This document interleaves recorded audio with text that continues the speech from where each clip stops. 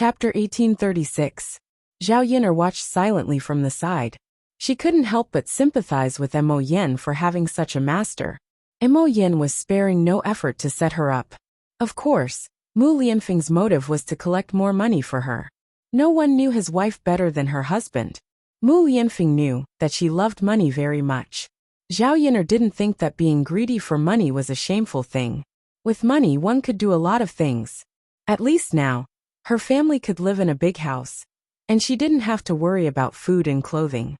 She didn't have to live a tight life like before. Her life was very poor. Mo Yin searched for a while, and took out one tael of silver. Although it's not much, it should be enough for food. Mo Yin smiled embarrassedly and handed it to Zhao Yin'er. Mo Yin hurriedly explained, as if she was afraid that Mu Lianfeng would think it was too little. Master, I don't have much money. I have to save some for when I get married. Zhao Yin'er was amused by Mo Yin. She smiled and said to Mo Yin, "You don't have to pay attention to your master. It's just a few meals. I can still provide them." Mo Yin asked in surprise and joy, "Really, Miss Yin'er? I don't want to eat and drink for free." "Of course. If you're hungry, you can eat more if you're not full. There's still a lot of rice in the pot." With Zhao Yin'er's words, Mo Yin couldn't resist the temptation of delicious food, although she was embarrassed. After hesitating for a while, she began to eat happily. Seeing Mo Yin wolfing down the food, Zhao Yin'er smiled faintly. The next few days were trivial.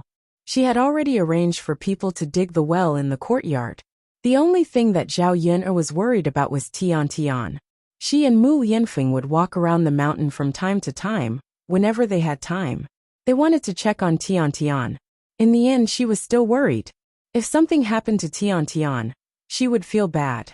After searching for a few more days, one morning, Zhao Yin'er suddenly heard a baby crying. Zhao Yin'er, who was still in her dream, suddenly came back to her senses. She immediately got up from the bed and walked towards the door. As soon as he opened the door, he saw a child lying at the door. It was Tian, who had been taken away by a tiger for a few days. She was still worried that she wouldn't be able to save Tian.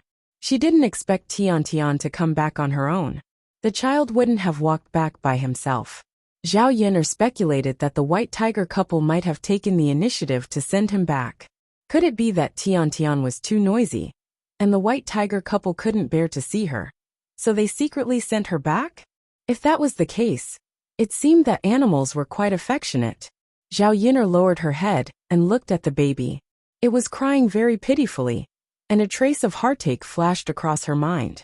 This child had a hard life after all. She was abandoned as soon as she was born, and now she had experienced such a torment. It was lucky that she could survive. Zhao Yin'er hurriedly picked up the baby on the ground and coaxed Tian. All right, don't cry. Aren't you back now?" The baby was very sensible, and immediately stopped making a fuss. There were tears in her eyes, but she smiled sweetly at Zhao Yin'er. It seemed that the girl was also very happy. Zhao Yin'er's heart softened. Seeing that the baby's clothes were dirty and still had the smell of the tiger, she prepared to boil some hot water to wash the baby well. Chapter 1837. Tian is back. Zhao Yin'er replied. When Mu Lianfeng came closer, he saw Tian in Zhao Yin'er's arms. Mu Lianfeng also liked this cute little doll from the bottom of his heart. He treated Tian just like how he treated Daodu, and directly treated her as his own daughter. "You're back? It's good that you're back," Mu Lianfeng murmured, and the stone in his heart was finally put down. Zhao Yin'er handed Tian to Mu Lianfeng. "You hold her. I'll go boil some hot water for her to take a bath." "Okay." Mu Lianfeng didn't mind that the doll was a little dirty, and directly reached out to take it. Zhao Yin'er turned and went into the kitchen. A few pieces of wood were stuffed in the stove, and soon a pot of hot water was ready. Zhao Yin'er then went to find a set of doll clothes, mixed some hot water, and brought it into the house. She called Mu Lianfeng to carry Tian over to take a bath. If it was an ordinary doll, it would definitely make a fuss when taking a bath, but Tian was surprisingly obedient. She was very cooperative when she was placed in the water. In order to get rid of the odor on the doll, Zhao Yin'er got some soap to wipe the doll. First, she washed the doll's body, and then washed the doll's hair. After a while, the water in the basin became grayish-black. Zhao Yun'er hurriedly got a new basin of water and washed Tian again. After it was washed clean, the baby's body exuded a fragrant scent. It smelled really good. She didn't know if it was because she and Mu Lianfeng made too much noise, but the other people in the house were awakened. They woke up earlier than usual, and so did Daodu. During the days when Tian was away, the family had been worried. Now that Tian was back, their hanging hearts were put to rest. Mother, little sister is back? Daodu smiled as he approached Zhao Yun'er. Yes, you're back. Zhao Yun'er lowered her body and placed the baby in front of Daodu. Seeing the baby in Zhao Yun'er's arms, Daodu couldn't help but smile. It was obvious that Daodu was very excited. Daodu grinned as he approached Zhao Yun'er. He reached out and touched Zhao Yun'er's face. He even leaned over and kissed her. It turned out that her kissing technique was so bad that she left a pool of saliva on the baby's face. Zhao Yun'er didn't know whether to laugh or cry. She glanced at Daodu helplessly before wiping the saliva off Tian's face. Mother, little sister is finally back. I missed her so much. In the future, there will be someone to play with her.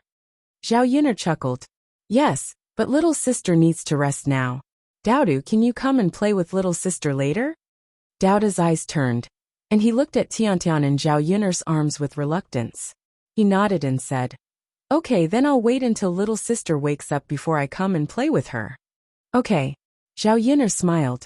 Tian must have been tormented during this period. After all, no matter how intelligent a tiger was, it was still an animal. It couldn't be helped. It had to take care of a child like a human. Zhao Yun'er fed Tian some goat milk. Tian probably felt much better after taking a bath. The baby fell asleep within a minute after being placed on the bed. Let's go out and prepare breakfast, Zhao Yun'er called out. Daodu still looked at Tian with reluctance. He hesitated for a while before leaving the room with Zhao Yun'er. Chapter 1838. In the countryside, it was very normal to raise a child bride. Many families gave birth to daughters, and if they didn't want them, they would directly give them to families who could support them. Basically, the people who took them and wanted to raise the baby girl and give her to their son as a daughter-in-law. Raising a child bride for a few years would cost some food, but it would save money on future betrothal gifts, so it was not a loss. After listening to Liang Jinxiao's words, Zhao Yun'er smiled and said, It depends on Daodu. He likes her now, but that doesn't mean he will like her in the future. If he wants to marry Tian when he grows up, he has to ask Tian. If Tian doesn't want to marry him, he can't force her. Liang Jinxiao nodded and said, That's true. It's hard to say what will happen in the future. Daodu's sharp ears heard the conversation between Zhao Yun'er and Liang Jinxiao. He raised his cute little face and said to Zhao Yun'er, Mother, do you mean to let little sister be Daodu's wife when she grows up? Why are you willing? Zhao Yun'er teased. Yes, of course I'm willing. Little sister is so cute. Tian likes her very much. In the future, Daodu will marry little sister. Seeing Daodu say such words in a childish voice, Zhao Yun'er was amused by Daodu. She smiled and said to Daodu, Good, you're ambitious, but we'll talk about this when you grow up. Yes. After breakfast, Zhao Yun'er washed all the clothes she changed out of at home. Now that Liang Jinxiao was pregnant, she didn't dare to let her cheap mother torment her. It was not worth it if the child in her belly was hurt. However, there were too many clothes changed out of in the summer. The clothes in ancient times were not like the clothes in modern times. Because they were made of coarse cloth, they were very thick and heavy. Zhao Yun'er's thin and weak arms had some difficulty twisting them. Fortunately, Mu Lianfeng was in front of Zhao Yun'er. Seeing that Zhao Yun'er couldn't twist it anymore, he immediately went forward to help. If it weren't for Zhao Yun'er stopping him, he probably would have snatched the remaining clothes in the basin. Yun'er, your fourth aunt borrowed our family's bowl during the banquet, and we haven't returned it to her yet. Mother will send it to her now. Liang Jinxiao greeted Zhao Yun'er with the bowl in her hands. Zhao Yun'er hurriedly snatched the bowl from Liang Jinxiao's hands. Mother, you rest. I'll deliver it. You've been busy the whole morning. You must be tired. Go ahead. It's not that far, and we'll be back in a while. It's not that tiring. Liang Jinxiao looked at Zhao Yuner with some heartache. Mother, the mountain road is not easy to walk on. You should move less if you can. Since it's not tiring, it's okay for me to go. Zhao Yuner said very firmly. Liang Jinxiao had no choice but to let Zhao Yuner go. She really couldn't do anything about Zhao Yuner. With this daughter around, she was afraid that something would happen to her. So she didn't let her touch any of the work. Although she was pregnant, she wasn't that fragile. How could a woman from the countryside be so delicate? When she was pregnant, she had to work in the fields when she was 7 or 8 months old. But she didn't see anything happen to the child. Zhao Yuner held the bowl in her hands and disappeared from the courtyard in a short while. Soon she arrived at old Zhao's house. However, from far away, she heard the noise coming from old Zhao's house. Zhao Yuner frowned. A family was so troublesome. Fortunately, her parents had moved out early. Otherwise, they would be annoyed to death by these people all day long. Chapter 1839. This Hu Chunhua was really troublesome. If she didn't make a fuss for a day, she probably wouldn't feel at ease. Zhao Yuner was glad that she didn't meet such a mother-in-law. Being Hu Chunhua's daughter-in-law was really tiring. Thinking about how her mother was bullied miserably by this old woman. It was good that she was finally free now. Zhao Yuner walked closer to old Zhao's house and heard what Hu Chunhua was scolding. It turned out that this old woman was scolding her own son, Zhao Wenshui.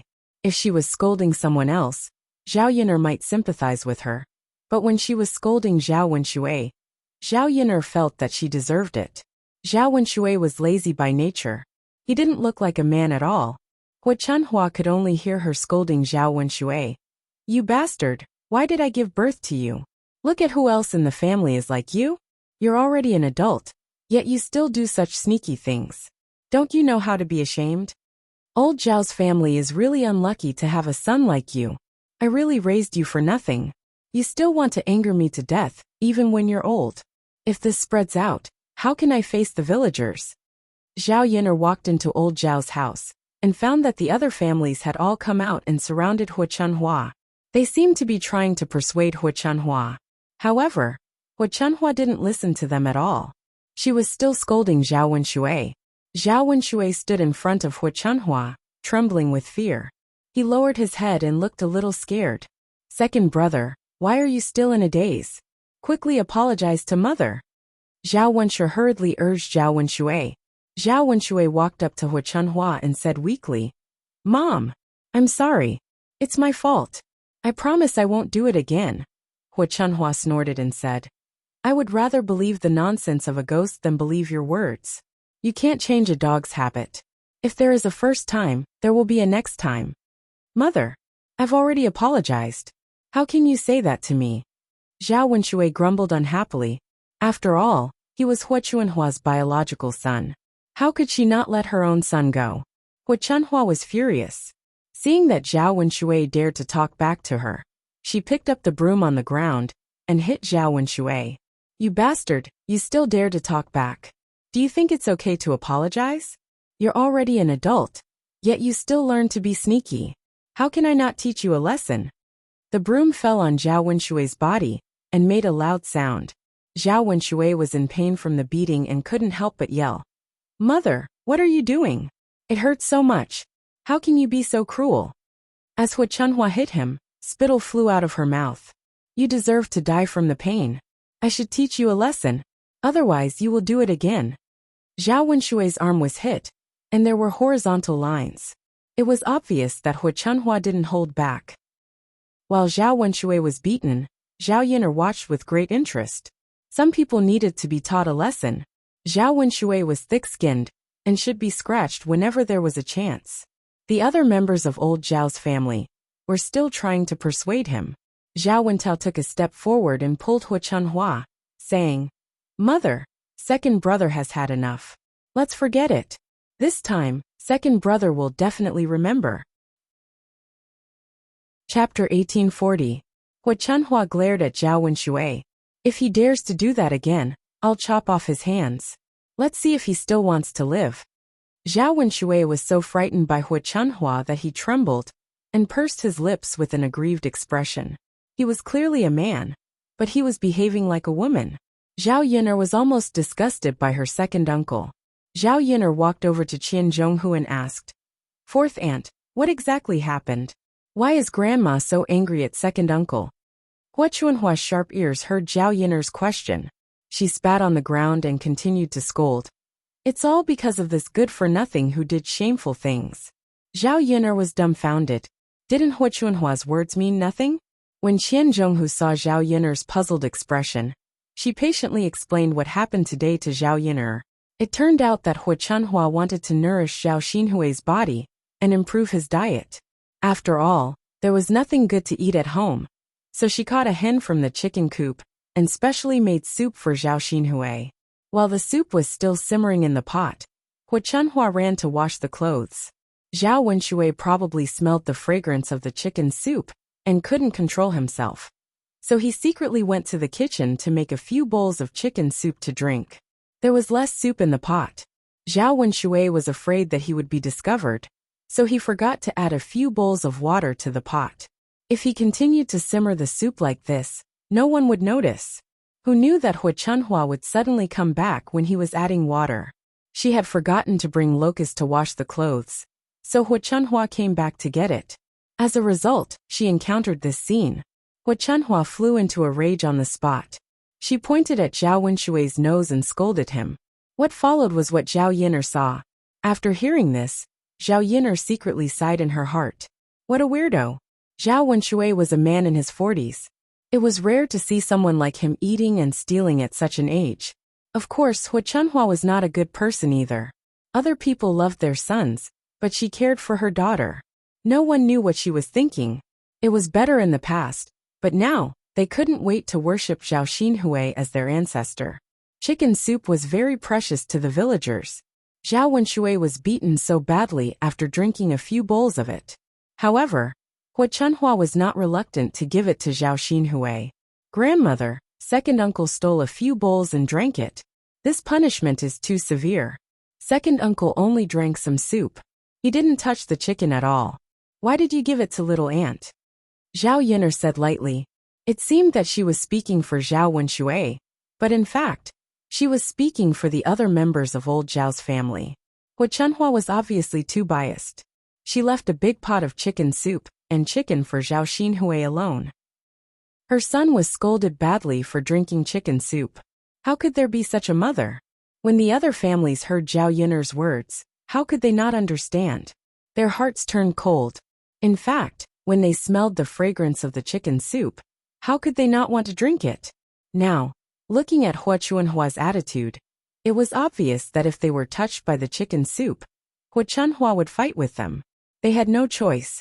They couldn't have the idea of drinking chicken soup. However, they still felt unbalanced. Thinking about Zhao Xinhui, who was also Hua Chuanhua's child, they couldn't be too biased, right? Chapter 1841. When Zhao Wenxue said this, he secretly glanced at Hua Chuanhua.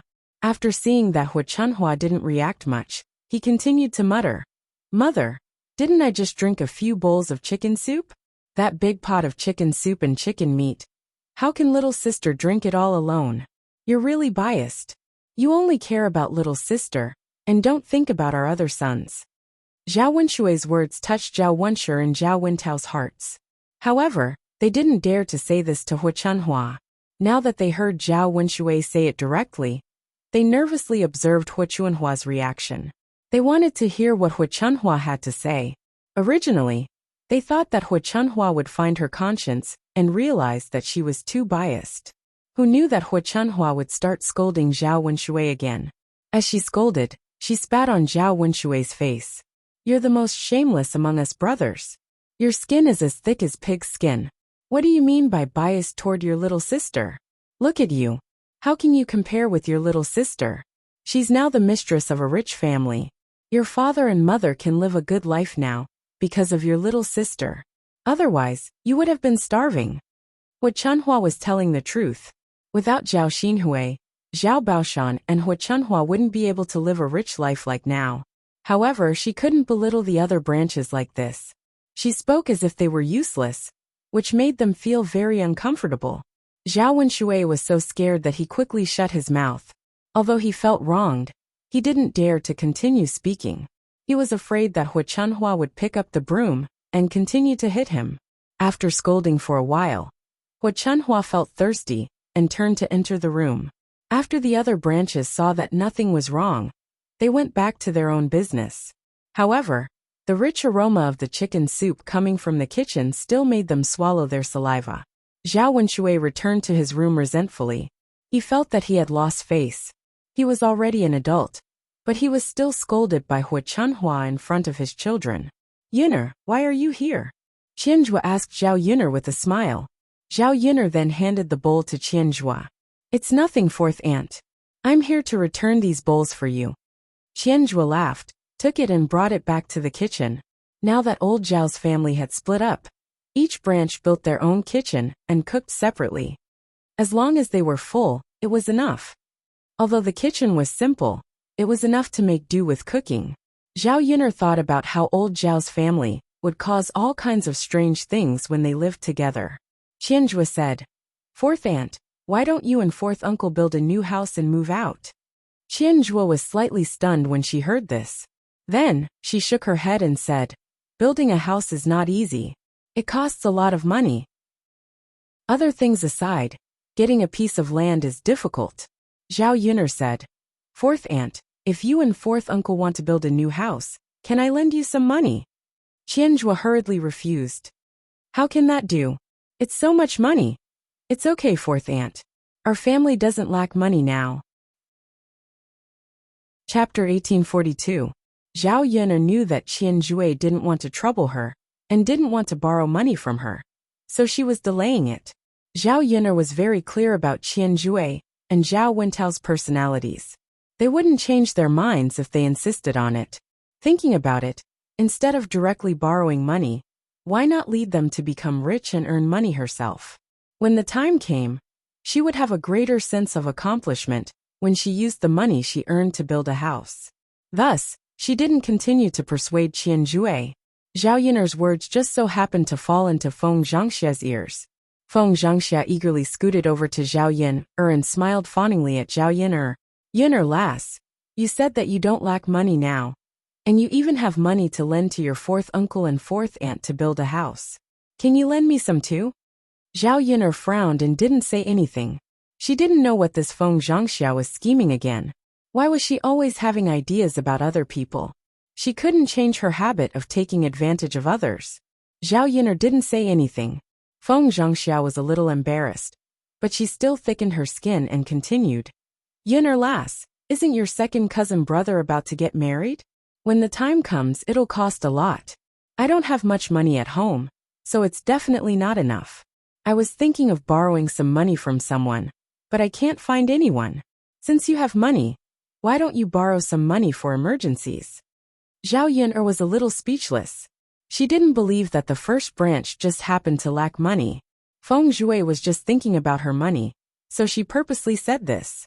The reason why Feng Zhangxia wanted to borrow money, besides wanting to have more money for the wedding, was also because she had a small plan in mind. When she could borrow money from Zhao Yun'er, she would keep delaying and not return it. When Zhao Yun'er married the heir in the future, why would she care about the money she lent out? After a long time, when Zhao Yun'er forgot about it, she wouldn't have to return the money. Wouldn't that be equivalent to her earning the money she borrowed for free? Eldest aunt, your family is clearly the wealthiest. How could you lack money? Zhao Yun'er replied faintly. How could we not lack money? We just lack money a lot. Yun'er lass, look at what you're saying. Zhao Yun'er chuckled and said. Eldest aunt, I'm willing to lend money to them because they can't find other families. But your family is different. Feng Zhangxia asked puzzledly. Yun'er girl, tell me what's the difference? Who can our family borrow money's family's family? Eldest aunt's family's family, said Feng. S. Yun's family. SS? They're considered a wealthy family in town. After being exposed by Zhao Yun'er, Feng Zhangxia felt a little embarrassed. She continued to reply weakly. That's different. How could I have the nerve to ask for money from my in-laws? Isn't it like a poor relative coming to ask for money? Eldest aunt, I really can't bring myself to do that. Zhao Yun'er snorted coldly in her heart. She was clearly so thick-skinned. but she said that she couldn't bring herself to do that. She was convinced. Eldest aunt, you're too embarrassed to ask for money from my in-laws. How could you have the nerve to ask for money from me? In any case, I'm a junior. Usually, it's the elders who lend money to the juniors. I've never heard of a junior lending money to an elder. Chapter 1843. Qian Hongzhui couldn't stand it anymore and said to Feng Zhangxia, Eldest sister-in-law, you're wrong. As elders, we naturally have to try our best not to trouble the younger generation. If we can avoid borrowing money, then don't. Feng Zhangxia's expression didn't look too good as she said, Fourth sister-in-law, you really know how to make sarcastic remarks. If your family doesn't build a house and doesn't get a wife, then of course you can't spend money. My family's Tianhu is about to get married, and we're worried that we don't have money to spend. When the time comes and the wedding isn't held in a dignified manner, it's inevitable that the in-laws will complain. Our whole family can only borrow money from Yin'er. There's no other close person we can borrow money from. Zhao Yin'er sneered and retorted, Eldest aunt, you must be joking. How can there be no one closer than me? You can borrow money from grandfather and grandmother. You can also borrow from youngest aunt.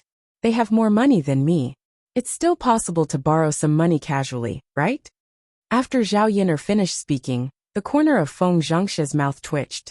If he wanted to borrow money from Hu Chunhua and Zhao Baoshan, then forget it. Hu Chunhua was a miser. It wasn't easy to get money from her. Even if he could borrow it, it would be useless.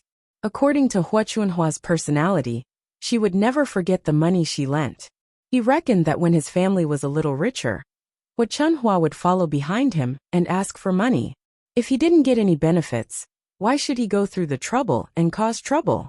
As for Zhao Xinhui, after being reminded by Zhao Yin'er, Feng Zhangxia felt that she could indeed give it a try. If she borrowed money from Zhao Xinhui, she probably wouldn't need to return it in the future. Even so, she couldn't fall into Zhao Yin'er's hands. If she could get more benefits, wouldn't she be a fool if she didn't take it? Yin'er, don't you know your grandmother's personality? She's a stingy person. How can I borrow money from her? I'd better not go and ask for a rebuff. Zhao Yin'er rolled her eyes and continued, Since that's the case, there's still one more person we can borrow. Who is it? Feng Zhangxia blinked her eyes and asked. She couldn't think of anyone else to borrow money from, so how did Zhao Yin'er know? Cousin-in-law, Zhao Yin'er said with a smile. If I remember correctly, when eldest cousin-in-law married into our old Zhao's family, she brought a generous dowry. Grandma didn't ask for the dowry. Usually, eldest cousin-in-law doesn't have any expenses in our old Zhao's family, so it must be there. Now that eldest aunt's family was in urgent need of money, as a daughter-in-law, she had to take out some money to meet the emergency, right? If worst comes to worst, eldest aunt can return it to eldest cousin-in-law when she has more money in the future. After Zhao Yin'er finished speaking, Feng Zhangxia's face immediately darkened. That little B***tch actually made her set her sights on Shin Panner. However, after Zhao Yin'er said this, no matter how thick-skinned she was, she couldn't refute it. Qian Jue also agreed from the side. Eldest sister-in-law, Yin'er is right. Panner is your daughter-in-law. Since your family is in urgent need of money, it should be your daughter-in-law who reaches out to help first. How could it be your niece's turn? Feng Zhangxia choked, but she couldn't refute it. She could only weakly agree. Since she couldn't get any benefits from Zhao Yin'er, it was most likely that she couldn't borrow money. Feng Zhangxia resentfully returned to her room. Zhao Yin'er didn't stay in old Zhao's house for long, and went back. After a few days, after discussing with young Master Zheng, the Zheng family and old Zhao's second branch began to arrange the marriage.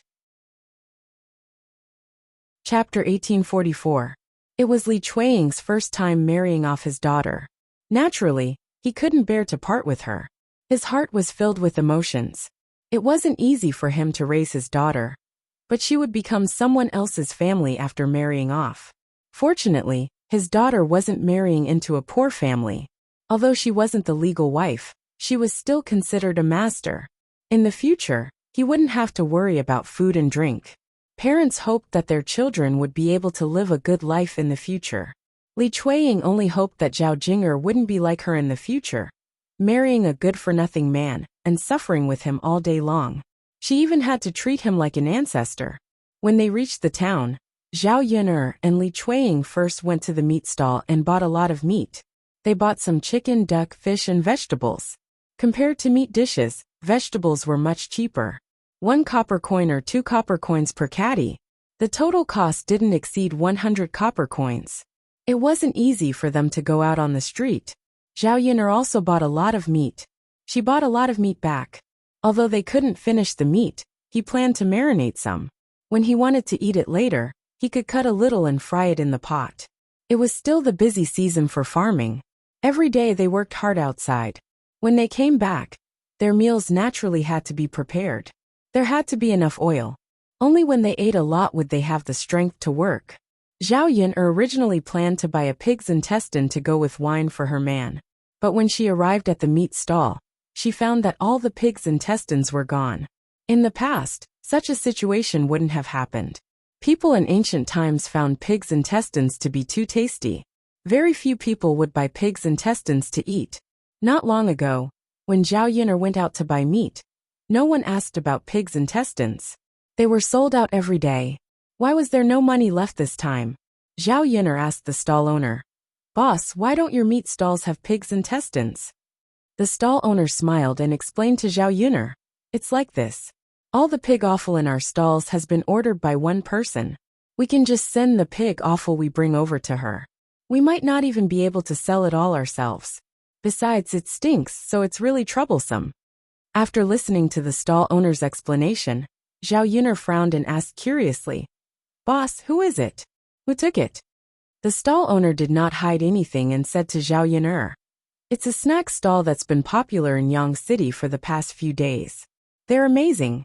Even the pig offal they buy can be made into delicious food. Many people in Yang City go to the stalls to buy it. I bought some before and tried it.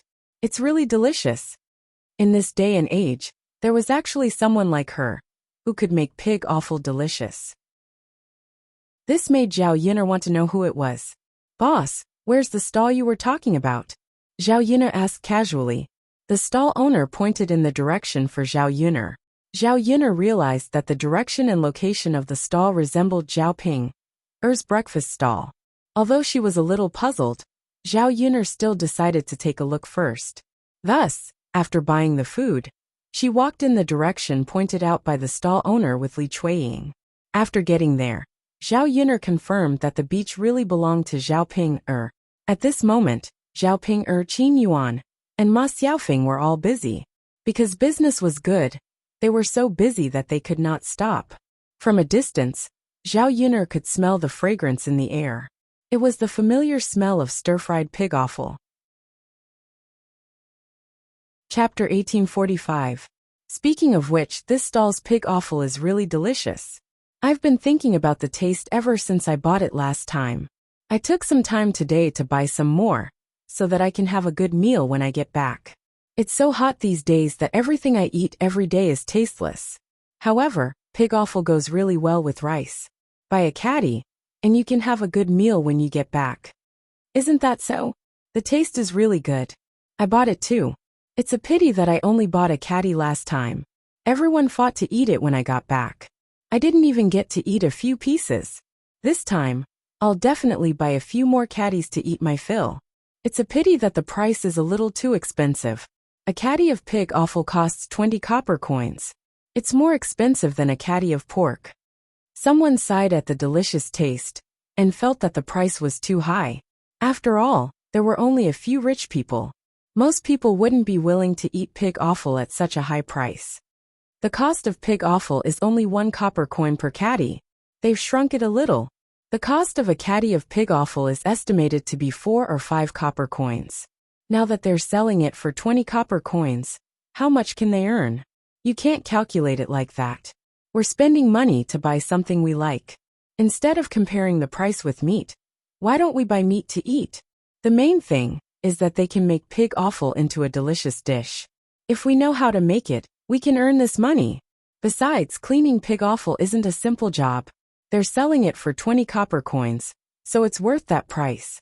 They can't possibly sell it to us at a normal price, right? Didn't you see that shop open to make money? Yes, that makes sense. Actually, 20 copper coins per caddy is enough for a big bowl. And a good meal. If we take 20 copper coins to an ordinary restaurant in Yang City, it's not even enough to buy a vegetarian dish. No matter what, after they've processed it, we can eat comfortably and eat something with a strong taste. Right? This is a transaction. No one forced us to buy it or not. It's all voluntary. If we want to eat it, we have to pay 20 copper coins. Hehe, anyway I like to eat it. It's not easy to find a dish that goes well with rice on such a hot day. After the pig offal is stir-fried, it's spicy.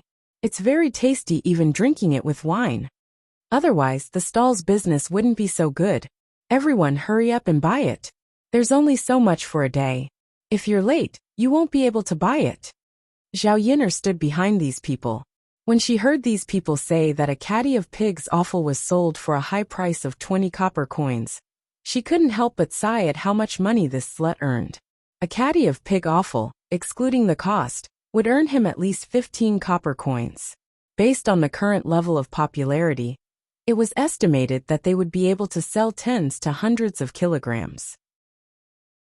In this way, he could earn at least 500 copper coins a day. If he sold more, he would probably earn more. At this rate, even if she didn't sell breakfast like before, Zhao Ping could still make a fortune on her own. If Zhao Ping really relied on her own ability to make money, then forget about it. But if she remembered correctly, Zhao Ping should have seen the way she used to make pig offal. So she learned from her and made pig offal to sell.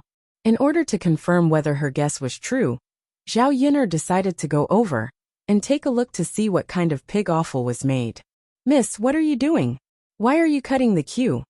Someone complained to Zhao Yin'er in dissatisfaction, afraid that Zhao Yin'er would cut in front and buy pig offal without waiting. Chapter 1846. It's no use looking at it. Do you think you can figure out how it's done just by looking? Zhao Yin'er didn't know what to say. Why were some people so unfriendly? Can't I even take a look? Su Xiaxia's lips twitched. No. You have to wait in line if you want to see it. Anyway, you're not allowed to cut in line. The people behind were also afraid that Zhao Yin'er would cut in line, so they chimed in. You can't cut in line. You have to wait in line. Zhao Yin'er had no choice but to follow the line. Looking at the long line, there were indeed a lot of people buying. Some people not only bought a caddy, but also several caddies. Before long, the sound of closing came from Zhao Ping's stall. It's sold out. If you want to eat it, come back tomorrow. It's sold out today. It's sold out. Those who had yet to buy anything in the line said regretfully, it's sold out after waiting in line for so long. Gosh, my wife is pregnant and can't eat anything else. She's waiting for some pig offal to go with her meal. This is great. Sigh. Brother, I also couldn't buy anything after waiting for so long. Let's come back tomorrow. Sigh, we have to line up earlier tomorrow. Otherwise, we won't be able to buy anything like today. That's right. Come earlier tomorrow then. We were delayed by something today. Let's go. Those who didn't buy anything left with regrets. They all looked disappointed and sad that they didn't get to buy pig offal. Zhao Ping, Qin Yuan, and Ma Xiaofeng sat down by the stall and counted the copper coins they earned today. After counting, they found that they had earned a total of 1,286 copper coins. After splitting it evenly, each of them would get more than 400 copper coins, which wasn't a small amount in the countryside. They could earn several taels of silver in a month. That was to say, they could buy an acre of land with this money. Even if the villagers worked hard for a year, they wouldn't be able to earn so much. The three of them couldn't hide the smiles on their faces at the sight of so much money. Zhao Ping held the copper coins in her hand and pinched them. She grinned and said, I like the feeling of holding on to these copper coins. It's so good to be rich. Isn't it good to be rich? You can eat whatever you want. Ma Xiaofeng chimed in from behind. Qin Yuan was even happier than Zhao Ping, and Ma Xiaofeng. He couldn't wait to earn some money and prove that he was no longer the poor boy he used to be. Qin Yuan said, if this goes on, won't we all become rich in a year or two? That's right, we're rich. In a year, we'll probably have hundreds of taels in our hands. With so much money, you can definitely be considered a wealthy family in the village. When the time comes, we can also build big houses. And life will be much better in the future. As the three of them talked, they counted the money and prepared to divide it into 3 portions. Each of them received 400 copper coins. The rest of the money was kept as capital. After all, buying pig offal, oil, and salt all required money. Qin Yuan sighed and said, "It's just that the amount of pig offal we buy every day is too little. If we can buy more, we can sell more." Zhao Ping'er replied, "That's right, big brother Yuan. But the pig offal nearby that can be sent to us has already been sent over. The other places are too far away, so we can't buy it." Chapter 1847. As Ma Xiaofeng spoke, she reached out her hands and sniffed them. Soon after, she made a gesture of wanting to vomit. I can't smell it. Once I smell it, I feel like I can't keep my hands anymore." Ma Xiaofeng sighed. "If this continues and we continue to wash pig offal for a while, won't we be able to smell this smell from far away? Then there's nothing we can do. Xiaofeng, your hands smell, and so do mine." Zhao Ping'er said as she brought her hands in front of Ma Xiaofeng. Ma Xiaofeng smelled a strong stench of pig offal. Ma Xiaofeng couldn't help but frown. She asked Zhao Ping'er, "Sister Ping'er, don't you wash your hands properly every time you wash pig offal?" "Of course I wash it. I use clean water to scrub it several times. But the smell just can't get rid of it. I can't do anything about it," Zhao Ping'er muttered. "Sister Ping'er, you can't scrub it with clean water. You have to scrub it with soap. Smell it. The smell on my hands is much fainter than yours." Zhao Ping'er leaned over and sniffed it. She found that the smell was indeed much fainter. "I think so. Xiaofeng, your hands don't seem to stink as much. They still stink. It's so tiring to wash so much every day. It's so tiring. If we sell too much, we won't be able to get rid of it. If it wasn't for my mother helping me every day, I'd probably only be able to wash a little." Qin Yuan rolled his eyes and said, "If we can buy more pig offal back, we don't have to do it ourselves. We can hire someone to wash the pig offal for us, and pay him a salary a day. Isn't that enough? I don't believe that no one in the village would want to do it for a salary of 30 to 40 copper coins." After being reminded by Qin Yuan, Zhao Ping and Ma Xiaofeng felt that he was right. Washing pig offal was such a hard and tiring job that they didn't have to do it themselves. Who knew how many women in the village would be willing to do it for 30 copper coins? After all, it was not easy to earn 30 copper coins in the village. Even if a man went to work in the town, he might not even be able to earn 30 copper coins after a day of hard work. "Big brother Yuan, we don't have to wash our own pig offal in the future. Just find someone to wash it for us." "Sigh, my hands are smelly from washing. I feel like vomiting just by smelling it." Qin Yuan rolled her eyes at Zhao Ping'er. "You're just trying to slack off. Why are you talking so much?" Zhao Ping'er grumbled, feeling wronged. "Big brother Yuan, why are you like this? I'm busy here and there every day. It's really tiring." All right. If you want to hire someone to wash your hands, then hire someone to wash them. Your hands are really smelly and disgusting." Qin Yuan frowned in disgust. After all, he still had to live with Zhao Ping. When he got close to Zhao Ping, he could smell the smell. It was indeed a little unpleasant. If he hired someone, at least Zhao Ping'er wouldn't have to smell him in the future. This was also good. Zhao Ping'er saw Qin Yuan's actions, but she thought that Qin Yuan was feeling sorry for her. She revealed a blissful expression and said to Qin Yuan, "Big brother Yuan, you're the best." Zhao Ping'er didn't mind saying that. She was embarrassed in front of others. She leaned her head on Qin Yuan's shoulder with a loving look. When Ma Xiaofeng saw this, she ridiculed Zhao Ping'er in her heart. She was a lady after all. There was no need to show off her love in public. Chapter 1848. Zhao Ping'er was indifferent. Instead, she giggled and said, "Big brother Yuan, little Feng is one of us. It doesn't matter. Besides, we're husband and wife. So what if we're a little intimate? What's there to be embarrassed about?" Qin Yuan was a little speechless, but he was still very disgusted with Zhao Ping'er. Don't rub your head against my shoulder. It's so heavy. Qin Yuan said as he reached out and pushed Zhao Ping's head away. Zhao Ping looked at Qin Yuan aggrievedly. Big brother Yuan, how can you be like this? Qin Yuan rolled his eyes. What about me? Who do you think you are? Zhao Ping saw that Qin Yuan was really about to get angry, so she responded weakly and did not continue to make a fuss. All right then. Yo, the new stall's business is pretty good. The few people who were originally happy suddenly heard a familiar voice and looked in the direction of the voice. The person they saw was Zhao Yin'er. The few of them were stunned, as if they did not expect Zhao Yin'er to come over.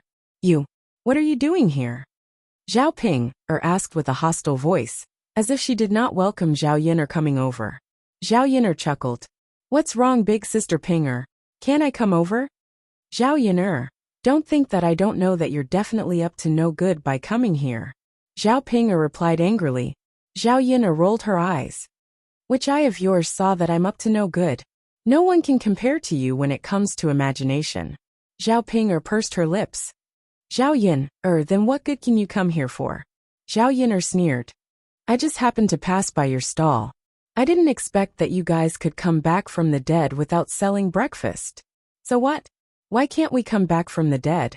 Zhao Yin'er, who do you think you are? Without you, could it be that our stall can't continue? Luckily you stopped working with us. Now we're earning much more than selling breakfast in the past. Zhao Ping raised her chin, showing off. Zhao Yin'er snorted and said, Big sister Ping, you're wrong. If I didn't guess wrong, the pig's offal that you're selling now, you guys learned from me. Zhao Yin'er. Zhao Yin'er. You want to get more money from me? Let me tell you, there's no way. Ma Xiaofeng was also worried that Zhao Yin'er wanted to get a share of the money this time. So she said, Big sister Yin'er, this business was started by big sister Ping and me. It's very hard for us to make pigs offal. Don't think about our hard-earned money. After all, you're rich too. You don't have to take a fancy to our money, right? Zhao Yin'er was almost disgusted by these two women. They made it sound like she was greedy for money. You guys think too much. I don't intend to take a share of your money. Zhao Yin'er replied faintly. Zhao Ping still stared at Zhao Yin'er vigilantly. She felt that Zhao Yin'er shouldn't be so kind. Why did Zhao Yin'er suddenly appear in front of her for free?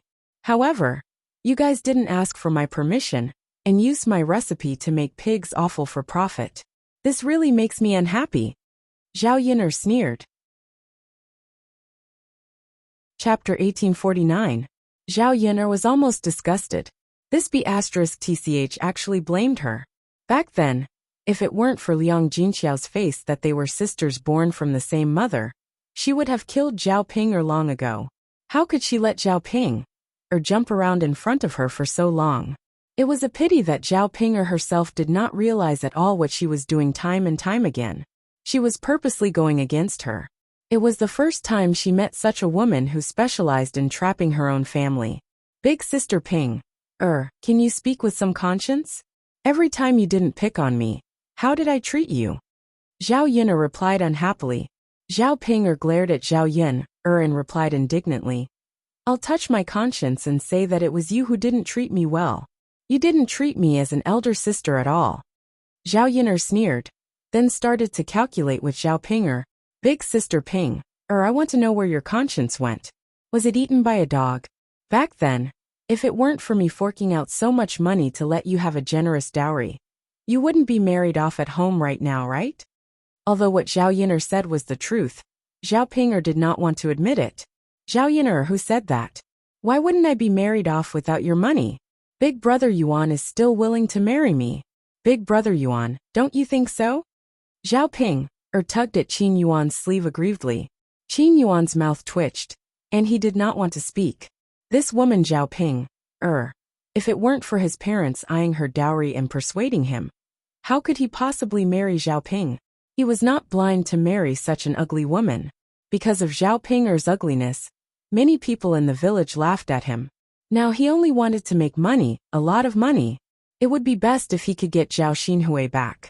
Even if he couldn't marry Zhao Xinhui, he could marry a woman as beautiful as Zhao Xinhui. As for Zhao Ping, When he had the money, he would send her away. Anyway, he really couldn't stand such an ugly woman. Seeing that Qin Yuan did not say anything, Zhao Ping was a little unhappy and continued to push Qin Yuan. Big brother Yuan, why aren't you saying anything? Zhao Yun'er sneered and said, I say sister Pinger, how can you still not know your place? With your looks, which normal man would be willing to marry you? If it weren't for Qin Yuan, I'm afraid you wouldn't be able to get married in this lifetime. Zhao Yun'er's merciless humiliation made Zhao Ping exceptionally angry. Zhao Ping was so angry that her face turned red. She rushed in front of Zhao Yun'er and stretched out her claws, wanting to scratch Zhao Yun'er's face. However, before she could get close to Zhao Yun'er, she was kicked heavily by Zhao Yun'er. Zhao Ping flew out all of a sudden, smashing the tables and chairs at the side. Zhao Ping lay on the ground and cried out in pain. She was still unwilling to give up and scolded Zhao Yun'er. It hurts so much. Big brother Yuan, quickly come and help me up. It hurts so much. Zhao Ping's pleading gaze landed on Qin Yuan at the side. Qin Yuan looked at Zhao Ping speechlessly. This woman was really so stupid. Since she didn't have the ability, why did she have to go and provoke Zhao Yun'er? Now that she was beaten to the ground, she had to trouble him again. Big brother Yuan. Zhao Ping looked at Qin Yuan pitifully again. Qin Yuan was willing to greet her. Chapter 1850. After letting out a sigh, Qin Yuan walked towards Zhao Ping and pulled Zhao Ping up from the ground. Big brother Yuan, it hurts. It really hurts. Zhao Ping said as she fell into Qin Yuan's arms. It was unknown if she was pretending to be weak, or if she really could not support her body because of the pain. When Qin Yuan saw Zhao Ping coming over, he frowned in disgust and pushed Zhao Ping away. Why do you have to come so close? Qin Yuan grumbled unhappily. Zhao Ping said aggrievedly, Big brother Yuan, I really can't stand anymore. Just give me a hand. Qin Yuan snorted coldly. There was a hint of disdain in his tone as he said, How can I help you? You're so heavy. Zhao Ping was hurt by Qin Yuan's words. She looked at her own body. It was true that she had gained some weight. However, she had gained weight during this period of time because she was pregnant. Coupled with the fact that she ate and drank well every day, it was difficult for her not to gain weight. Big brother Yuan, I'm your wife. Don't you feel sorry for me? Qin Yuan rolled his eyes and said, Can't you see that my body is so weak? You still need me to help you up. Why don't I see you feeling sorry for me? Zhao Ping pursed her lips. She knew better than to continue arguing with Qin Yuan. After all, she still had her greatest enemy now, and that was Zhao Yun'er. Even if she had the time and energy, she would argue with Zhao Yun'er instead of Qin Yuan. Zhao Ping rubbed her butt and continued to cry out in pain.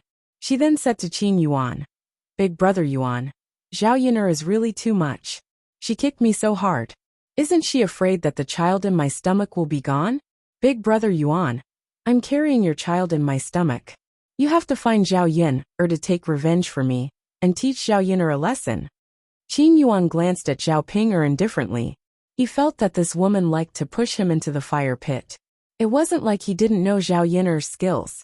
Even if he was a man, compared to Zhao Yun'er, he couldn't beat Zhao Yun'er. Zhao Ping had asked him to smash an egg against a rock. Wasn't he obviously asking for trouble? You didn't get rid of the child. Besides, how am I a match for Zhao Yun'er?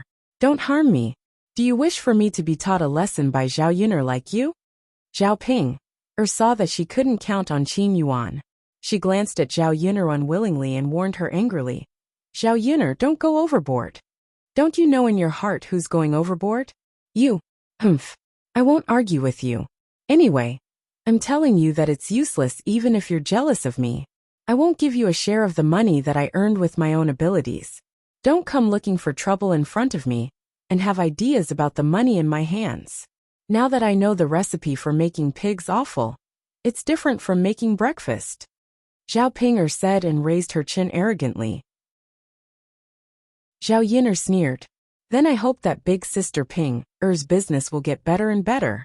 After saying this, Zhao Yun'er drove Xiao Mao away. She had to get busy when she got back. She didn't want to waste time on Zhao Ping. nor did she want to be angered by that stupid woman. She had taught her a lesson by teaching her a lesson. However, just as Zhao Pinger said, Zhao Ping already knew the recipe for making pigs awful. It wouldn't be easy for her to stop her. She couldn't go out on the streets and ask people to judge, right? No one would listen to her. Chapter 1851. Even after Zhao Yin'er's figure disappeared into the distance, Zhao Ping was still immersed in her anger and couldn't respond. Originally, it was a happy thing to make money happily. In the end, Zhao Yin'er came to her door and made a fuss. Her original joy was thrown to the back of her mind, and a kind of worry attacked her heart. Ma Xiaofeng knew Zhao Yin'er's methods very well. She was very clear that Zhao Yin'er was not someone to be trifled with. Thinking of the words Zhao Yin'er said before she left, Ma Xiaofeng was even more worried. If Zhao Yin'er did something and ruined the breakfast stall's business, then how could she make a living in the future? Anyway, she couldn't think of any other way to make money now. If she didn't sell breakfast, she would have to rely on selling pig offal. It wasn't easy to come back from the dead. This pig offal also relied on Zhao Yin'er. Fortunately, she had asked Zhao Ping to learn more at that time. Otherwise, how would she know how to make it? How could she make money now? Ma Xiaofeng's worry was written on her face. She sighed and said to Zhao Pinger, Pinger sister, what should we do now? If Sister Yin'er does something, our stall can't continue. Zhao Pinger said angrily, she'll do it. Who does she think she is? She can't cover the sky with one hand. We set up a stall to make money and do proper things. What can she do to us? Ma Xiaofeng continued to look and said angrily, Sister Yin'er, I think Sister Yin'er is angry. Sister Pinger, we can't win against her even once. Why don't we say a few good words? Maybe Sister Yin'er won't make things difficult for us. Don't say anything nice to him. Xiaofeng, it's useless for me to tell you that. She just can't bear to see me earning money and living a good life. I don't know what that bitch is thinking. But Pinger sis, I feel a little uneasy. It's not easy for us to earn some money through this. What if we can't earn it for long? That won't happen, Xiaofeng. Zhao Ping patted Ma Xiaofeng's shoulder and comforted her. Zhao Yin'er is not omnipotent and can do anything. This time, I don't believe that she can deal with us. Seeing Zhao Pinger's attitude, Ma Xiaofeng was too lazy to say anything more. She sighed and secretly prayed that nothing bad would happen. Zhao Yin'er and Li Chuiying drove Xiaomao back to Shuilan village. The car went directly to old Zhao's house. After all, it was the second branch's wedding. Old Zhao's house was very lively, and Hua Chunhua was in a rare good mood. The reason why his face was not as gloomy as usual was that Hua Chunhua received a lot of good things from young Master Zheng. Moreover, Zhao Jing was going to marry into a rich family. Later on, Zhao Jing might give birth to a fat son and establish a foothold in a rich family. In the future, he could get other benefits from Zhao Jing. Hua Chunhua naturally put on a good face for people who had a rich future. The banquet was held at old Zhao's house. The other branches were all there, and they took the initiative to help where they could. Originally, Feng Zhangxiao was not a very enthusiastic person, but this time, she also took the initiative to help. Thinking that in a few days, her family's Tianhu would also be holding a wedding. If she helped the second branch now, Li Chuiying would definitely help her later. If there were too many things to do, it would be impossible to handle without a few people. Zhao Yin'er had to prepare some of the dishes early in the afternoon, just like when her family held the banquet. Chapter 1852. The afternoon passed by quickly. Zhao Yin'er had already finished preparing the dishes in the kitchen. However, the wok in the kitchen was too small. It was possible for the family to make do with cooking, but it was impossible to cook too many dishes. Zhao Yin'er then discussed with Li Chuiying, second aunt, you go and ask Grandma. Ask her if she can borrow her kitchen when she cooks tomorrow. Li Chuiying asked in confusion, Yin'er, what's wrong? Is my kitchen not good enough? Zhao Yin'er shook her head. It's not very good. The wok in the kitchen is too small. You can't cook many dishes in one wok. It's more convenient to cook with a bigger wok. Li Chuiying agreed. Okay, I'll go talk to your grandmother now. It shouldn't be a problem to borrow a wok. After all, your grandmother won't be able to use the kitchen for the banquet tomorrow. Okay. Zhao Yun'er thought that it shouldn't be a problem. However, when Li Chuiying went to ask, he saw Hu Chuanhua's shameless side. Second daughter-in-law, I can lend you the kitchen, but it's a joyous occasion after all. You should at least give me a red packet. You can't use the kitchen for free, right? Li Chuiying asked nervously. Mother, how much should I give you? Hu Chunhua rolled her eyes and said, It's said that everything goes smoothly. I think you should give me 6 taels of silver. Li Chuiying originally thought that if it didn't cost much, she could accept it. However, after hearing Hu Chunhua say 6 taels of silver, Li Chuiying couldn't remain calm. 6 taels of silver wasn't a small amount. It was enough to buy a mu of land. It was just borrowing the kitchen. How could it cost so much? Zhao Yun'er stretched her ears to listen and secretly cursed Hu Chunhua for being too shameless. It was as if he had fallen into a money pit, thinking about money all day long. He did not know why Hu Chunhua wanted so much money. He wouldn't be able to live for many years, so he couldn't possibly bring the money he had saved up to his grave, right? Li Chuiying awkwardly tugged at the corner of his mouth and said, Mother, isn't 6 taels of silver a bit too much? When Hu Chunhua heard this, she was very unhappy and replied, How is 6 taels of silver too much? Second daughter-in-law, young Master Zheng has sent a lot of money as betrothal gifts, right? You're so tight on 6 taels of silver. Isn't it because you don't want to be filial to me? Li Chuiying quickly shook his head. Mother, that's not what I meant. Although young Master Zheng did send a lot of betrothal gifts over, his family still had to live on in the future. She was going to send her son Tianyu to school. Only when he went to school could he be successful.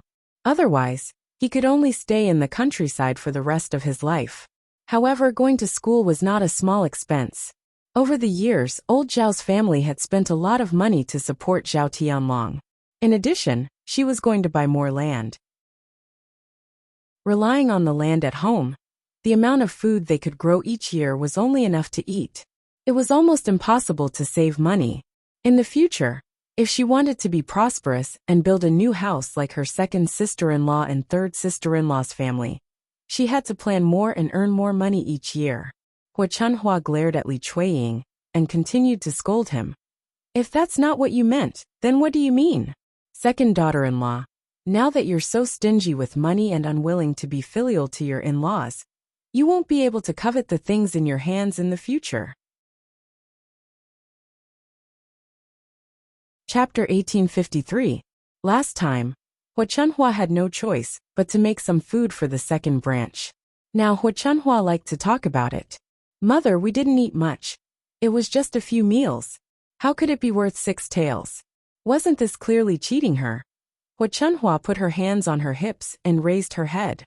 Second daughter-in-law, I'm telling you, if you don't give me 6 taels of silver in a red packet, I won't lend you the kitchen.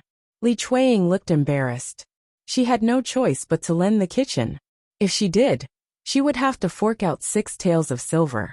She was reluctant to do so. Seeing this, Zhao Yun'er stepped forward and said sarcastically, Grandmother, I think your family's pot is made of gold. You have to give me 6 taels of silver to borrow it. If you want to rob me, just say it. Hu Chunhua felt a headache coming on when she saw Zhao Yun'er. This little B***th was actually strolling in front of her again, picking on her and finding fault with her. Thus she glared at Zhao Yun'er and said, You B***th, what are you talking about? What does my business have to do with you? Zhao Yun'er laughed. It really has nothing to do with me, but I just don't like some people. What are you talking about? Do you still see me as your elder? Don't call yourself an elder. You don't have any respect for your elders. Don't you know what you're doing? It's a happy occasion at home, and you need 6 taels of silver in a red packet to borrow the kitchen. Only a fool would give you the money. After Zhao Yun'er finished mocking Hu Chunhua, she tugged at Li Chuiying's hand and said, Second aunt, I think we should forget about it. We don't need to borrow the kitchen. Li Chuiying frowned and asked with a conflicted expression, Yun'er, can we not lend it to you? Didn't you say that the pot is too small? Zhao Yun'er smiled. The pot is indeed small, but it's okay. I'll ask my father to take the pot from my house, and put it on your stove tomorrow. Li Chuiying nodded and said, Okay, Yuner girl, I'll listen to you. If you say so. Yes. She felt that it was not worth it to let Hua Chunhua get 6 taels of silver for a kitchen. It wasn't easy for the second branch to protect that little bit of money. There would be many places where they would have to spend money in the future. Hua Chunhua was dissatisfied with Zhao Yuner when she saw that her source of income was cut off because of Zhao Yuner. Unfortunately, she couldn't deal with Zhao Yuner. Every time she fought with Zhao Yuner she suffered. No matter how unhappy she was, she could only weakly suppress it in her heart. Hua Chunhua was so angry that she didn't want to look at Zhao Yuner anymore. She turned around and went into the room. Ai. Li Chuiying shook her head helplessly. Unfortunately, Hua Chunhua was her mother-in-law. She couldn't do anything about it. Feng Zhangxia was also dissatisfied with Hua Chunhua. Li Chuiying asked Hua Chunhua to give her a red packet of 6 taels of silver this time. If she went to borrow money later, wouldn't Hua Chunhua also ask her to give her a red packet of 6 taels of silver? Her family didn't have that much money. Even if they did, they wouldn't waste the money to give her 6 taels of silver for a kitchen. When Zhao Yuner and Li Chuiying came over, Hua Chunhua leaned in front of Li Chuiying and complained. Second sister-in-law, mother is so stingy. Isn't it just a kitchen? How big of a deal is it? She still wants to get money from you. How can a mother be like this? Li Chuiying said helplessly. Ai, what should we do with eldest sister-in-law? We can't fight with mother. What mother says is the truth. Chapter 1854. When Feng Zhangxia said this, she glanced at Zhao Yuner, and then said seemingly unintentionally, Yuner girl, can you lend your family's pot to eldest aunt later? Otherwise, you won't be able to cook with my family's pot. Zhao Yuner responded faintly. Why did she feel uncomfortable when she heard Feng Zhangxia's words? She always felt that this woman was scheming something, and was thinking about someone else. Although it wasn't a big deal to use a pot as an excuse, it felt a little different when it came from Feng Zhangxia's mouth.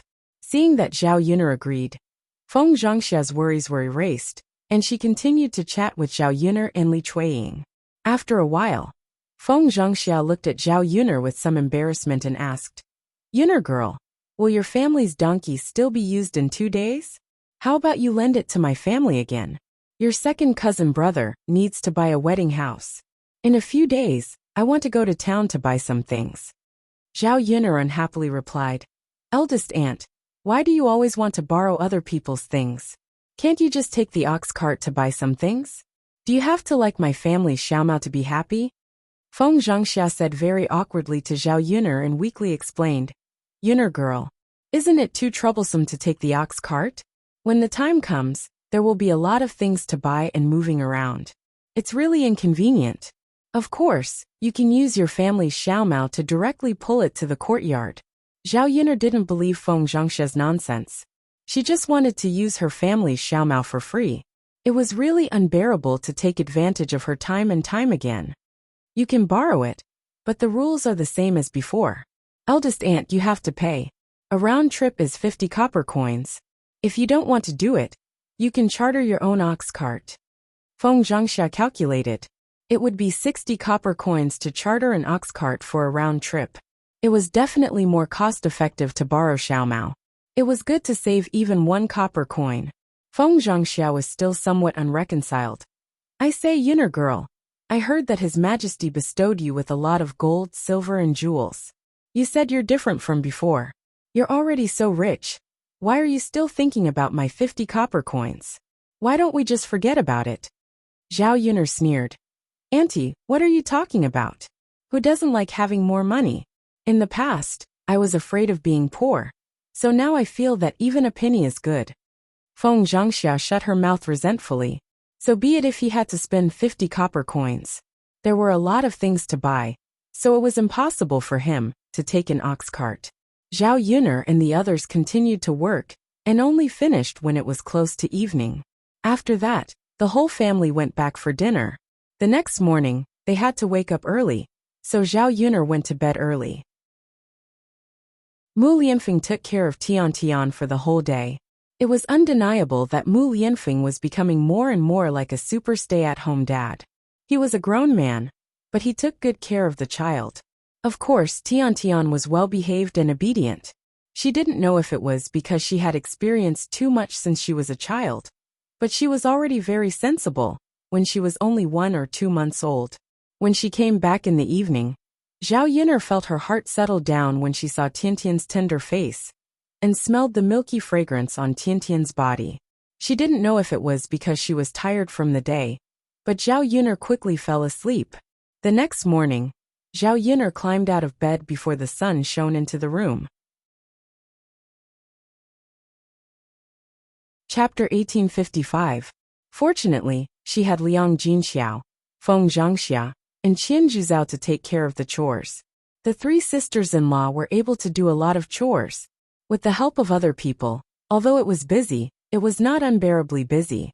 After all, it was Li Chuiying's big day, and Li Chuiying was marrying off her daughter. Zhao Yun'er did not let Li Chuiying help. Li Chuiying was a little embarrassed and threw the chores at home to other people. She was very reluctant to let her daughter get married, so she tried her best to spend as much time with her daughter as possible. In 2 or 4 hours, young Master Zheng's wedding procession would probably arrive.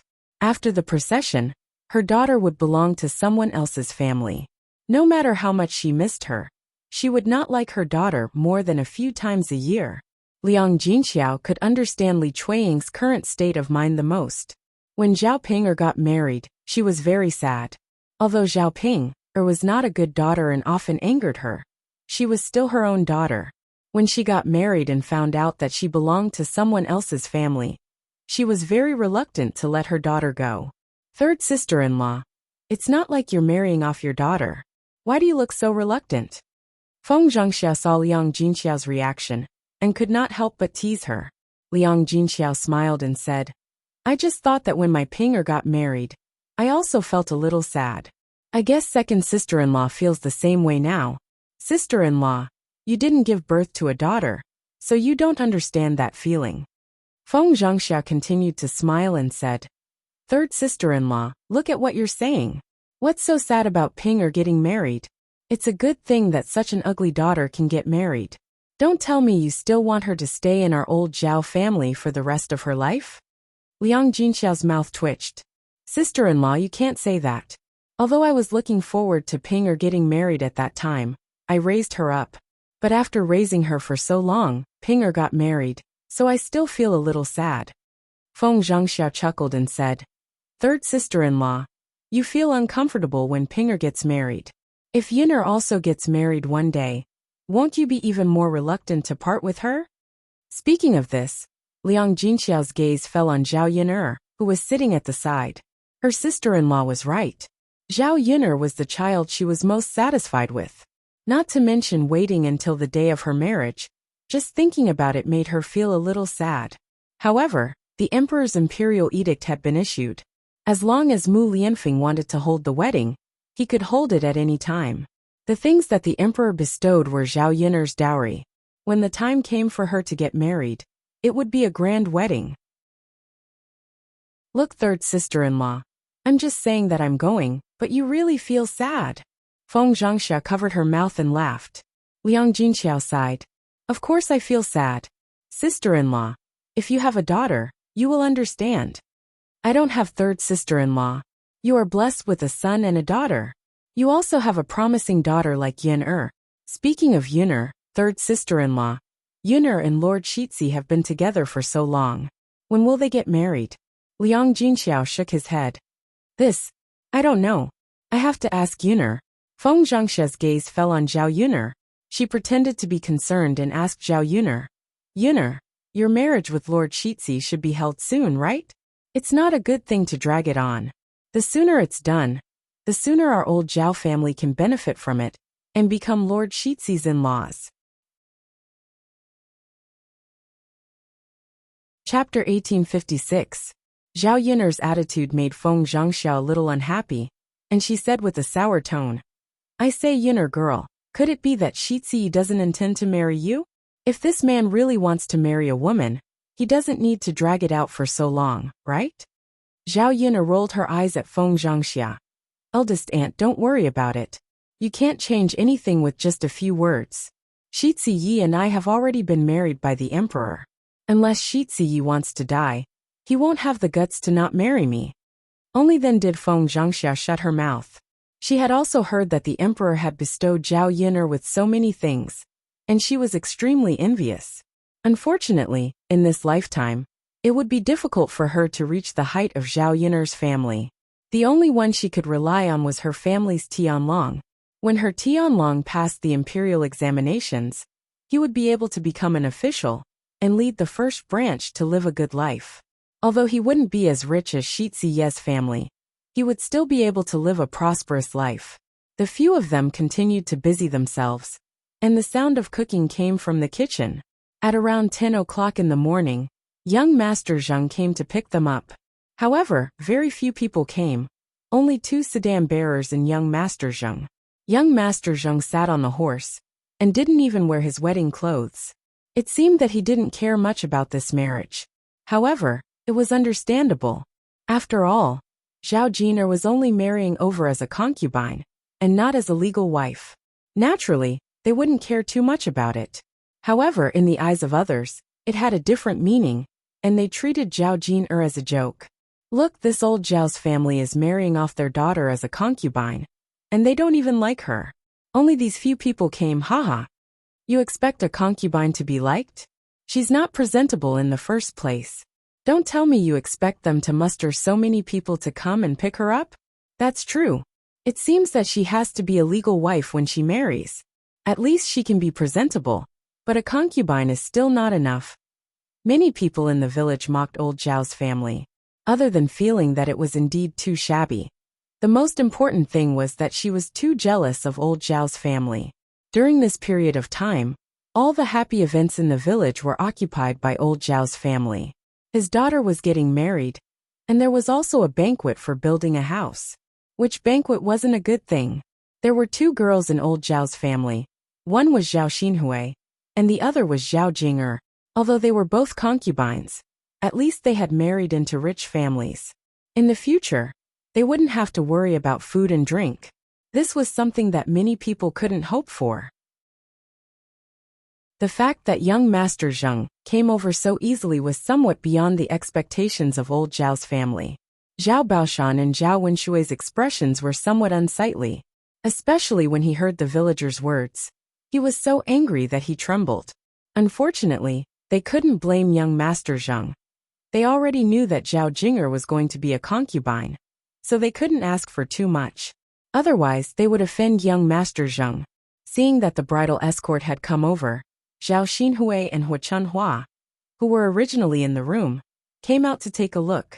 Seeing those people come over, Hua Chunhua said with some displeasure, "What does this young Master Zheng mean? Aren't these people deliberately embarrassing our old Zhao's family?" Zhao Xinhui replied indifferently, "Mother, Jing'er is just going to be a concubine. It's good enough that they brought a bridal sedan chair. What else do you want them to do?" Chapter 1857. Hua Chunhua thought back and felt proud. Back then, her daughter's marriage was a rare event in several villages. So many people envied her. Her daughter had married a rich man, and even married in such a grand manner. Thinking about her current life, if her daughter hadn't married well, how could she be so carefree? In this day and age, one had to be rich. Without money, everything was useless. Zhao Xinhui snorted and said, "Mother, can Jing'er compare to me? My husband dotes on me very much. Jing'er is only marrying him to give birth to children." Hua Chunhua nodded in agreement and said, "That's true. Jing'er can't compare to you. My Hui'er can't compare to anyone." Zhao Xinhui curled her lips. "Of course. So mother, don't blame young Master Zheng. It's already good enough that he can get a sedan chair. Do you really expect him to come up with something? Many concubines directly enter the manor without any arrangements at all." Yes. Hui'er, you're right." Hua Chunhua giggled in agreement. As if suddenly thinking of something, Hua Chunhua leaned in front of Zhao Xinhui and asked, "Hui'er, you've been at home for a while. Why hasn't young Master Huang sent anyone to pick you up?" Zhao Xinhui's expression immediately became displeased at the mention of this topic. How would I know? I also want to ask. Mother, do you dislike me and think that I've been at home for too long, and want to chase me away? Hua Chunhua hurriedly smiled and said, don't be angry. Who wants to chase you away? Mother didn't mean it that way. I just feel that our life at home definitely can't compare to young Master Huang's manor. If you go back early, you can enjoy life earlier, right? Compared to the Huang manor, life in the countryside is like heaven and earth, right? Zhao Xinhui nodded when she heard this. Her mother was right on this point. Life in the Huang manor was simply too happy. Every day, there would be someone to serve her for everything. Not only that, but she could also eat and drink well. The food and desserts in the Huang residence were all prepared by special chefs. How could the countryside compare? Zhao Xinhui wanted to return to the Huang mansion more and more when he thought of the enjoyment he enjoyed during that period of time. She wanted to go back as soon as possible. But the strange thing was that young Master Huang still hadn't come to pick her up. Her husband obviously doted on her so much. Could it be that he didn't miss her after being separated for such a long time? Her husband hadn't settled the troubles at home yet. If this continued, how long would she have to wait?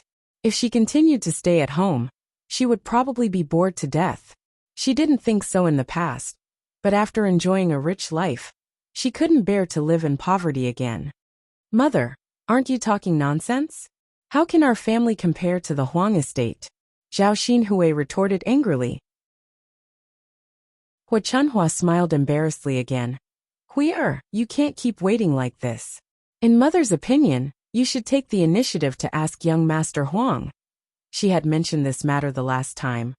But Zhao Xinhui didn't take it to heart, and didn't go to Yang City to look for young Master Huang. Now that she mentioned it again, she hoped that Zhao Xinhui would listen to her. Although she was old, she still understood some things. Chapter 1858. With young Master Huang's status, he was considered a respectable figure. Because he was rich, he could find any woman he wanted. Without young Master Huang, her daughter couldn't live with her for the rest of her life. She could only live a good life with young Master Huang. Mother, I know. Zhao Xinhui replied impatiently. Hua Chunhua didn't dare to say more, for fear of making Zhao Xinhui unhappy. Zhao Yun'er, and the other 3 sisters-in-law of old Zhao's family, all stopped what they were doing and watched young Master Zheng receive the bride. Seeing such a shabby wedding procession, Zhao Yun'er couldn't help but feel sad for Zhao Jing'er. She was different from others. Regardless of whether she was rich or poor, she hoped that the man she lived with for the rest of her life would be loyal to her. In other words, she would only accept one wife and one husband. She wouldn't share a man with another woman. Zhao Jing'er was obviously disliked as a concubine. She was just a tool to give birth to children. She didn't know how much she would suffer in the future. Unfortunately, everyone chose their own path. They should consider the consequences before making a choice. No matter how painful it was, they had to bear it until the end. As for her wedding with Mu Lianfeng, she could postpone it, but it had to be grand. She had to let everyone know that she was Mu Lianfeng's wife. Other women couldn't covet her man. The groom is here, the groom is here. Bride, get ready to come out of the room. Someone shouted. After a while, Li Chuiying helped Zhao Jing'er out of the room. Seeing that her daughter was really getting married this time, Li Chuiying wiped the tears from the corners of her eyes. The tears that she couldn't hold back suddenly gushed out. After hearing Li Chuiying's crying, Zhao Jing'er tugged at Li Chuiying's hand. Mother, don't cry. I'll try to come back to see you often. Yes, second brother's wife, don't cry. Today is a joyous day. It's bad luck to cry. Zhao Baoshan comforted her. You're still so reluctant to let your daughter get married. What's there to be reluctant about? My daughter will have a good life after she marries him. Zhao Wenshui muttered beside Li Chuiying, without the slightest reluctance of a father. In Zhao Wenshui's opinion, they would only be able to live a good life if Zhao Jing'er really married into young Master Zheng's family. Zhao Wenshui hoped that Zhao Jing'er would send more good things back to her parents' home. That way, he wouldn't have to move his hands or feet. He wouldn't even have to farm, but he would still have good wine to drink and meat to eat. How comfortable would that be? Li Chuiying glared at Zhao Wenshui with dissatisfaction. He felt that Zhao Wenshui was heartless. His daughter would belong to another family after she got married. How could she say something like that? Although she was angry, she couldn't quarrel with Zhao Wenshui on such a joyous day. She just silently kept this matter in her heart, and would slowly settle old scores with Zhao Wenshui in the future. Okay, don't dawdle. Young Master Zheng is here to pick her up. Second brother's wife, let Jinger go. Zhao Baoshan urged. Now that young Master Zheng had only brought so few people over, the longer they stayed, the more people would see them. Old Zhao's family would become a bigger joke. Li Chunying answered weakly. She held Zhao Jinger's hand reluctantly and said, Jinger, no matter how much I miss you, you're going to get married. Chapter 1859. Zhao Jinger replied in a choked voice. Mother, I know. You and father have to take good care of yourselves. Zhao Wenshui smiled and said, Don't worry, Jinger. Just marry well. If father and mother run out of money, we'll ask you for it. After Zhao Wenshui said that, Li Chuiying couldn't help but stomp on Zhao Wenshui's foot. My daughter is getting married. What are you talking about? Zhao Wenshui also replied unwillingly. What am I talking about? Am I not telling the truth? I just want Jinger to know that she has to save money when she marries into a rich family, just like her aunt. Look at how comfortable Jinger's grandparents are living. It's all thanks to her aunt. Li Chuiying was so angry at Zhao Wenshui that he couldn't speak. He was a lazy man who didn't know how to go out and earn money. As a man, he didn't have the responsibility that a man should have. He actually hoped to get money from his daughter to enjoy life. His conscience had been eaten by a dog. Father, you don't have to tell me. I know that I won't let mother live a hard life. Zhao Jinger replied in a somewhat cold voice. She was also a bit disappointed by Zhao Wenshui's words, but only towards Zhao Wenshui.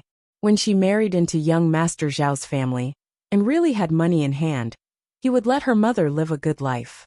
She wouldn't care how her father lived. Zhao Wenshui replied with gratification. Hee Jinger. You really are father's good daughter. Whether or not father can live a good life for the rest of his life depends on you. Li Chuiying secretly scolded Zhao Wenshui for being shameless, but he was afraid that saying it in front of Zhao Jinger would make her more sad and delay her marriage. So he took Zhao Jinger's hand and said, Okay, let's go. Mother will send you to the sedan chair. Okay, Zhao Jinger replied. Soon Zhao Jinger was sent to the sedan. Young Master Zheng didn't stay long at old Zhao's house. To him, he was just here to pick up someone and go through the formalities. He didn't want to have too much to do with old Zhao's family. After all, Zhao Jinger was just a concubine that he had married. She was not an important person. It was almost 11 o'clock when the wedding procession left. Many people were waiting in old Zhao's yard for the banquet to begin. Knowing that Zhao Yun'er would be the chef again, many people were looking forward to this banquet. She treated the gift money she gave to old Zhao's second branch as spending some money on a big meal. After all, they couldn't afford to eat such good food in the town's restaurants. Li Chuiying sent Zhao Jinger off and wiped the tears from the corners of her eyes. She put away the reluctance and sadness in her heart and went to the kitchen to continue helping. She was afraid that a few people wouldn't be enough, so it was always good to help as much as possible. Yun'er girl, is the banquet about to start? Zhao Baoshan went into the kitchen and asked Zhao Yun'er. If Zhao Yun'er said the banquet was about to start, he would go set off the firecrackers. Zhao Yun'er nodded in response. It's ready. Okay, Zhao Baoshan said, and went out of the kitchen to send Zhao Wenshui out with the firecrackers. This was the second branch's big day. Something like setting off firecrackers naturally had to be done by Zhao Wenshui to celebrate. However, Zhao Wenshui looked at Zhao Baoshan with a bitter face. Father, do I have to set off the firecrackers? Zhao Baoshan glared at Zhao Wenshui. If you don't set them off, who do you expect to set them off? Are you expecting this old man to help you?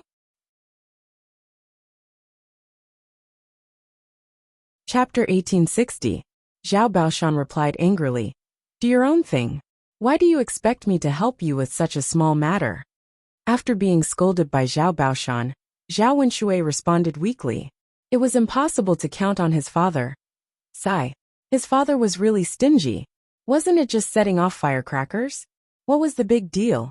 When Zhao Wenshui saw Zhao Wentao walking towards him, he ran up to Zhao Wentao and said, "Fourth brother, can I ask you for a favor?" Zhao Wentao frowned. He was cautious and didn't immediately agree, before Zhao Wenshui said what he needed help with. "Second brother, what do you want me to help with? Tell me first." Zhao Wenshui smiled embarrassedly and said, "Fourth brother, it's not a big deal. I just want to set off some firecrackers." When Zhao Wentao heard this, he felt that setting off firecrackers was indeed not a big deal. However, he looked at Zhao Wenshui in confusion and said, "Second brother, isn't it just setting off firecrackers? Why do you want me to set them off? Why don't you set them off yourself?" Zhao Wenshui didn't know how to answer Zhao Wentao's question for a while. Zhao Baoshan snorted coldly and said, "Second brother, you've reached a new level of laziness, haven't you? You even let your fourth brother set off firecrackers. What else can you do with your long arms and legs? I think it's better to chop them up. There's no use keeping them." Zhao Wenshui pouted, feeling wronged. He explained to Zhao Baoshan, "Father, it's not because I'm lazy that I don't want to release them." "Then why do you think it's because?" Zhao Baoshan asked angrily. "Father, I'm afraid of firecrackers." After Zhao Wenshui said this, Zhao Wentao and Zhao Baoshan were both stunned. "Afraid of firecrackers? Second brother, it can't be. Are you afraid of firecrackers?" "Lao Air, your excuse for being lazy is really good. You're a big man, and you're saying that you're afraid of firecrackers?" Zhao Baoshan scolded again. Zhao Wentao also felt that it was inconceivable. His second brother was a grown man. How could he be afraid of firecrackers? Even children who were a few years old were not afraid of them. Perhaps it was really as Zhao Baoshan had said. This was the reason why Zhao Wenshui was lazy. Zhao Wenshui replied aggrievedly, "Father, I'm telling the truth. I wasn't afraid of those firecrackers from afar. But once I got close, I was scared to death. Please do me a favor and help me set them off." Zhao Baoshan kicked Zhao Wenshui's butt. "You're a man. Don't embarrass yourself in front of me. Hurry up and release it. Don't count on others." Zhao Wenshui staggered and almost fell to the ground. Fortunately, they were in the house. If someone saw this outside, they would laugh at him. Zhao Wenshui steadied himself and turned around. When he saw Zhao Baoshan's gloomy and uncertain face, he knew that it was impossible to trouble Zhao Baoshan. With Zhao Baoshan around, there was no way he could ask Zhao Wentao to help him. Zhao Wenshui glanced at the soaked firecrackers on the ground and felt a trace of fear in his heart. Unfortunately, he had no choice but to carry the firecrackers outside and set them off. With every step he took outside, he felt like he was facing death calmly. What's wrong with second uncle? Why does his face look so ferocious? Zhao Yin'er looked out of the wooden shed. When she caught a glimpse of Zhao Wenshui's expression, she only felt that it was very funny. Chapter 1861. Liang Jinxiao also took a look and found it very strange. He shook his head and replied to Zhao Yin'er, I don't know what's wrong with your second uncle." Then, Liang Jinxiao's gaze fell on Li Chuiying, and he said to Li Chuiying, "Second sister-in-law, is second brother feeling unwell?" Li Chuiying glanced at Zhao Wenshui indifferently. He was still angry about what had happened just now. She was too lazy to pay attention to Zhao Wenshui now, so she said to Liang Jinxiao, "Third sister-in-law, don't worry about him. He will be fine. He won't die." Liang Jinxiao could tell that Li Chuiying's expression was not right. He thought that Li Chuiying was still very sad about marrying his daughter today, so he did not say anything else. Zhao Yin'er's gaze followed Zhao Wenshui. She had a feeling that her eccentric second uncle would do something funny. Sure enough, he really saw it.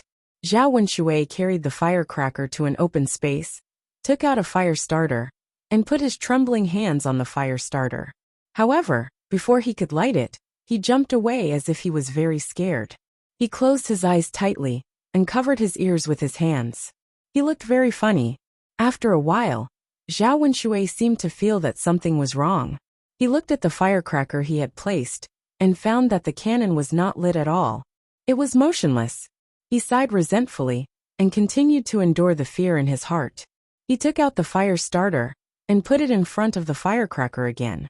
Zhao Yun'er finally understood that her second uncle was afraid of the firecracker.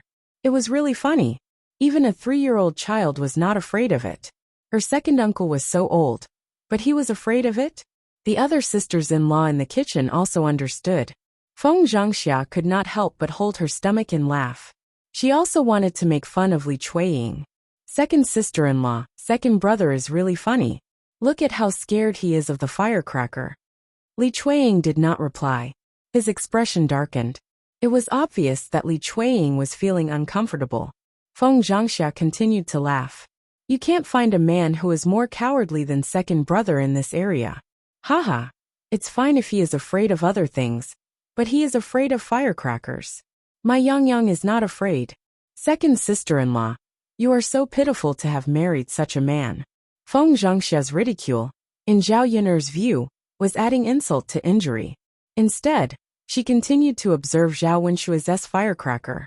Zhao Wenshui was definitely a top eccentric. He went back and forth 4 or 5 times, but he still did not light the firecracker. At this time, in the courtyard of old Zhao's house, the people who came to attend the banquet saw this. They all covered their mouths and snickered as they discussed Zhao Wenshui's behavior. Zhao Baoshan originally thought that Zhao Wenshui was just joking. Now that he saw Zhao Wenshui's actions, he was so angry that fire almost came out of his nostrils. He was angry and scolded. This second brother is really shameless. Our old Zhao family's face was almost completely ruined by him. Zhao Wenshu happened to walk to Zhao Baoshan's side. He followed Zhao Baoshan and said, "That's right, father. Second brother is really a coward. Don't blame others for laughing at him." Zhao Baoshan did not want to see Zhao Wenshui continue to embarrass himself. He nudged Zhao Wenshu beside him and said, "Boss, go and help light the firecracker. If it can't be lit, the villagers will probably laugh their heads off." Chapter 1862. Of course, the most important thing was that he had helped Zhao Wenshui set off the firecrackers. In any case, he had done Zhao Wenshui a huge favor. It would be fine after the banquet. He could ask the second branch for more wine and food. Zhao Wenshu ran to Zhao Wenshui and taunted Zhao Wenshui. "Second brother, you're even more timid than a little rabbit, aren't you? You're actually this scared of a firecracker?" Zhao Wenshui replied pitifully, "Big brother, I'm not afraid of other things. I'm just scared of this thing. What can I do?" Zhao Wenshu then said to Zhao Wenshui, Okay, I'll set it off for you." Zhao Wenshui blinked his eyes in surprise. "Big brother, is what you said true? Are you really going to set it off for me?" Zhao Wenshu raised his chin. "Of course. It's a piece of cake. But second brother, let's make a deal. You have to give me more wine to drink later." Zhao Wenshui agreed without hesitation. "Big brother, as long as you help me set off as much wine as you want." He had gone back and forth a few times now. His heart had long broken down. If he continued setting it off, he probably wouldn't be able to light it up. With Zhao Wenshui's promise, Zhao Wenshu was relieved.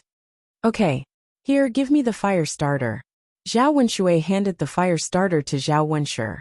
When Zhao Wenshu reached out to light the fire starter, Zhao Wenshui hurriedly said, "Big brother, wait a minute." "What's wrong?" Zhao Wenshu replied in confusion. "Big brother, you have to wait until I'm far away before you set it off." Zhao Wenshui said weakly. He still looked very scared. I know. Zhang Wenshui was speechless. After Zhao Wenshui ran back into the house, Zhao Wenshu reached out to light the firecrackers. In the kitchen, Feng Zhangxia proudly said to Li Chuiying, "Second sister-in-law, look at how cowardly your man is. My Tianlong's father is the best. He's not afraid of the firecrackers at all." Li Chuiying sighed. She was already numb to Feng Zhangxia's scolding. In her heart, Zhao Wenshui was indeed not a good man. Now, she despised him even more. It was a pity that she had a hard life. She had married such a person in this lifetime, and there was no way to change it. Zhao Wenshu lit the fire with a match in his hand. In order to show that he was brave, Zhao Wenshu did not run away immediately. However, an accident happened at this time. The ignited firecracker suddenly exploded with a bang. causing sparks to fly everywhere. Fortunately, the firecrackers were held far away, and the villagers were not splashed by the sparks. However, Zhao Wenshi, who was only 1 meter away from the firecrackers, was in a miserable state. There were several holes in his clothes from the explosion, especially his buttocks, where his pants were completely torn apart. His buttocks and thighs were injured, and a lot of blood was oozing out. Everyone in old Zhao's courtyard was stunned. They had never encountered such a situation where firecrackers were set off. After everyone was stunned for a few seconds, they heard Zhao Wenshi's miserable scream. "Ah, it hurts so much. It hurts so much."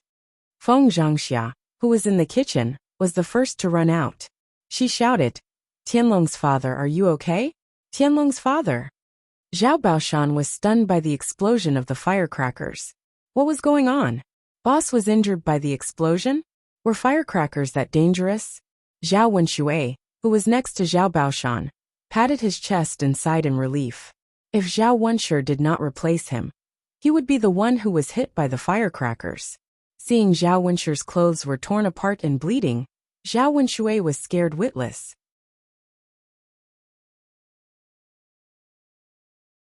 Chapter 1863. Zhao Wenxue said weakly to Zhao Baoshan, "Dad, look, I'm not afraid of the firecrackers for no reason.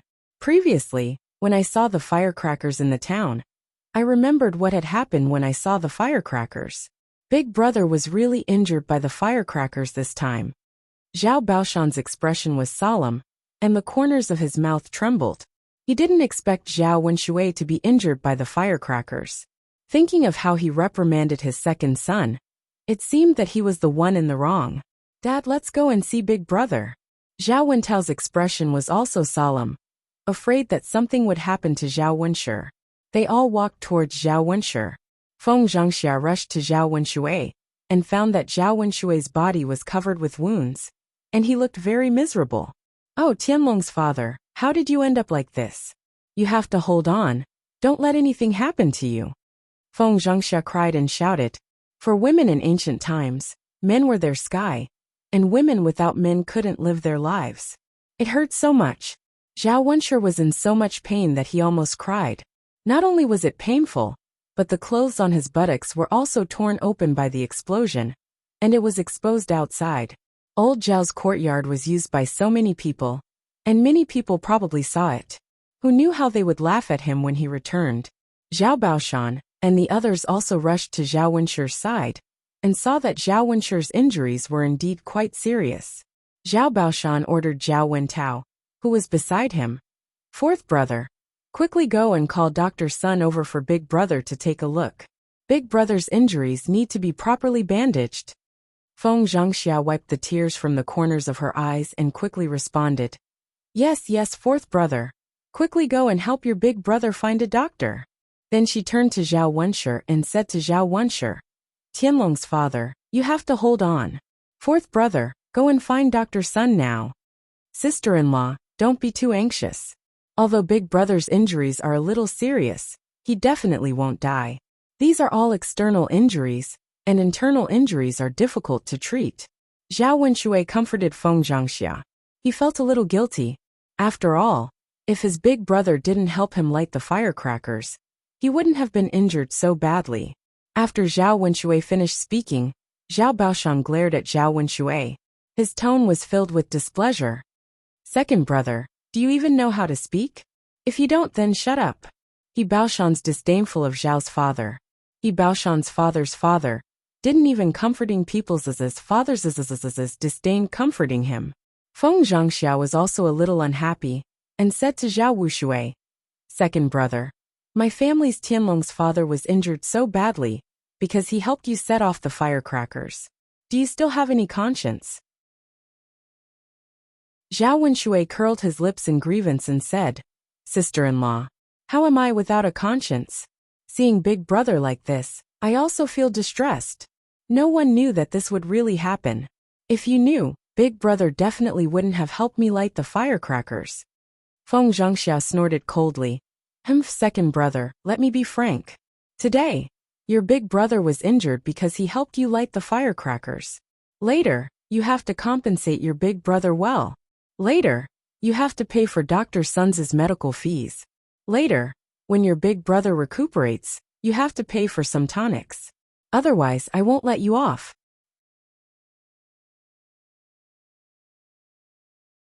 Chapter 1864. Feng Zhangxia's expression became a little better, but she was still a little unhappy when she saw Zhao Wenshui's face. Her man was injured, so he definitely wouldn't be able to work during this period. He had to recuperate at home. However, it was the busy season now, so the rice in the field had to be tended. Without Zhao Wenshu, it was impossible. However, he didn't think about this for the time being. If he really didn't have anyone to help him at that time, he would continue to rely on Zhao Wenshui. Anyway, Zhao Wenshu was injured because he helped Zhao Wenshui set off the firecrackers. Zhao Wenshui had to be responsible for everything in his family.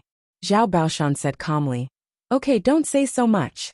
Hurry up and help the boss into the house to rest. He can't keep lying on the ground." "Okay, Dad." Feng Zhangxia and Zhao Wenshui both responded and helped Zhao Wenshu up from the ground. Zhao Wenshu continued to cry out in pain. "Dad, it really hurts so much. My flesh is about to explode." Although Zhao Baoshan felt a little sorry for Zhao Wenshu, he still snorted coldly and replied to Zhao Wenshu, Okay, a man is injured. Can't you bear with it? Aren't you afraid of being laughed at by others when you keep crying out in pain?" "Dad, I can't stand the pain anymore," Zhao Wenshu replied weakly. "Hurry up and go back to the house."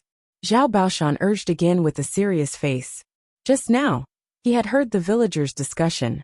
Originally, today's joke was already big enough, but in the end, this happened again. Zhao Wenshui and Feng Zhangxia each supported Zhao Wenshu, and finally helped Zhao Wenshu back to the house. After a while, Zhao Wentao brought Dr. Sun over. Seeing so many people in old Zhao's house, Dr. Sun was reluctant. After the incident between him and Ma Xiaofeng, he didn't want to go out and meet people. Because of this, he would often be scolded by others when he went out. He was already so old. How could he withstand the ridicule of others? He felt a little embarrassed, so he hid from the crowd. Now that old Zhao's family was holding a wedding and his wife was the one who came to drink, he hid in his room and didn't come. When Zhao Wentao came looking for him, he refused at first. Later, he couldn't win against Zhao Wentao. After all, it was a human life. If something happened, he would feel guilty.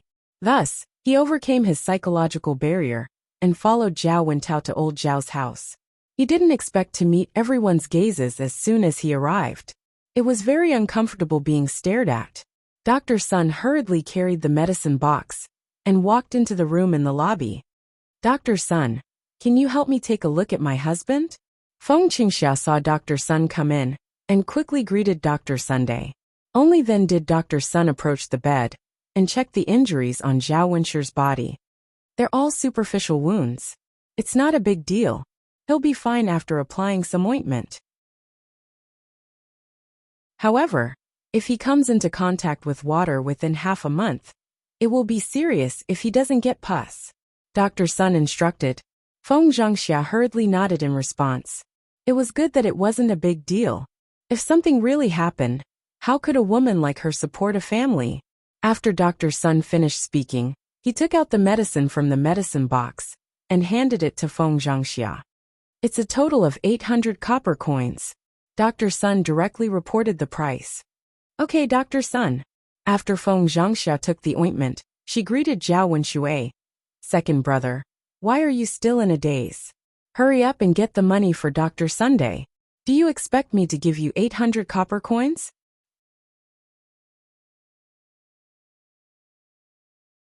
Chapter 1865. With that, Zhao Wenshui left the room and ran towards the kitchen. As soon as he got to the kitchen, he yelled at Li Chuiying, "Hurry up and give me 1 tael of silver." Li Chuiying was slightly stunned and asked in confusion, "Jing Er's father, why do you want 1 tael of silver?" Li Chuiying just thought it was strange, so he asked casually. However, Zhao Wenshui felt uncomfortable when he heard this. He felt that it was very embarrassing for a man like him to be asked such questions when he was looking for a wife to get some money. He then said to Li Chuiying unhappily, "Why do you like to nag and ask so many questions? I asked you to give me the money, so give me the money. Why are you talking so much nonsense? Zhao Wenshui's attitude made Li Chuiying feel a little disappointed. Now he couldn't even ask about it. How badly did this man treat her? Jing'er's father. I just asked casually. We don't spend money on wine at home.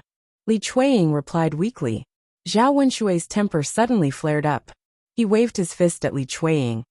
I think you're itching for a beating, aren't you? How dare you talk to your man like that? You're like this because I treat you too well. Li Chuiying's body was hit by Zhao Wenshui's fist, and he let out a painful groan. Zhao Yin'er couldn't stand it anymore. Zhao Wenshui was really disgusting. It was fine if he was tough to others, but he was always showing off in front of his wife. In front of others he was a coward. Zhao Yin'er immediately pulled Li Chuiying behind her and stood in front of Li Chuiying. She said coldly to Zhao Wenshui, Second uncle, you're really capable. You actually hit your wife. I don't know how shameless you are. Zhao Wenshui glared at Zhao Yin'er. You damn girl, get out of my way. What does it have to do with you, that I'm teaching my daughter-in-law a lesson? Although it has nothing to do with me, I like to interfere when I see something that I don't like. Zhao Yin'er said and kicked Zhao Wenshui hard. Then, Zhao Wenshui was seen flying through the air in an arc, falling far away. Even the chair was smashed down. Zhao Wenshui, on the other hand, let out a series of pig-like howls. Oh, murder, murder! Everyone stared at Zhao Wenshui. Not only did they have no intention of helping, but they also burst into laughter. A man was actually beaten up like this by a woman. He was really useless. If it was in the past, Li Chuiying would have jumped over when he saw Zhao Wenshui suffer such a serious injury. Now that he saw Zhao Wenshui rolling on the ground in pain, Li Chuiying didn't have the slightest sympathy. His eyes were still cold. Instead, he felt that Zhao Wenshui deserved it. If he didn't teach this kind of man a lesson, should he be kept alive for the new year? Hearing the commotion outside, Zhao Baoshan came out of the room to ask. Zhao Yin'er only explained faintly. When he saw Zhao Wenshui on the ground, Zhao Baoshan secretly shook his head. This second uncle wasn't a good person either. Second uncle's wife. This money is for your eldest brother's medical expenses. Second uncle came to get it from you, Zhao Baoshan explained. After hearing Zhao Baoshan's words, Li Chuiying finally understood. Zhao Wenshui was injured because he helped their family set off the firecrackers. It was understandable that they had to pay for his medical expenses.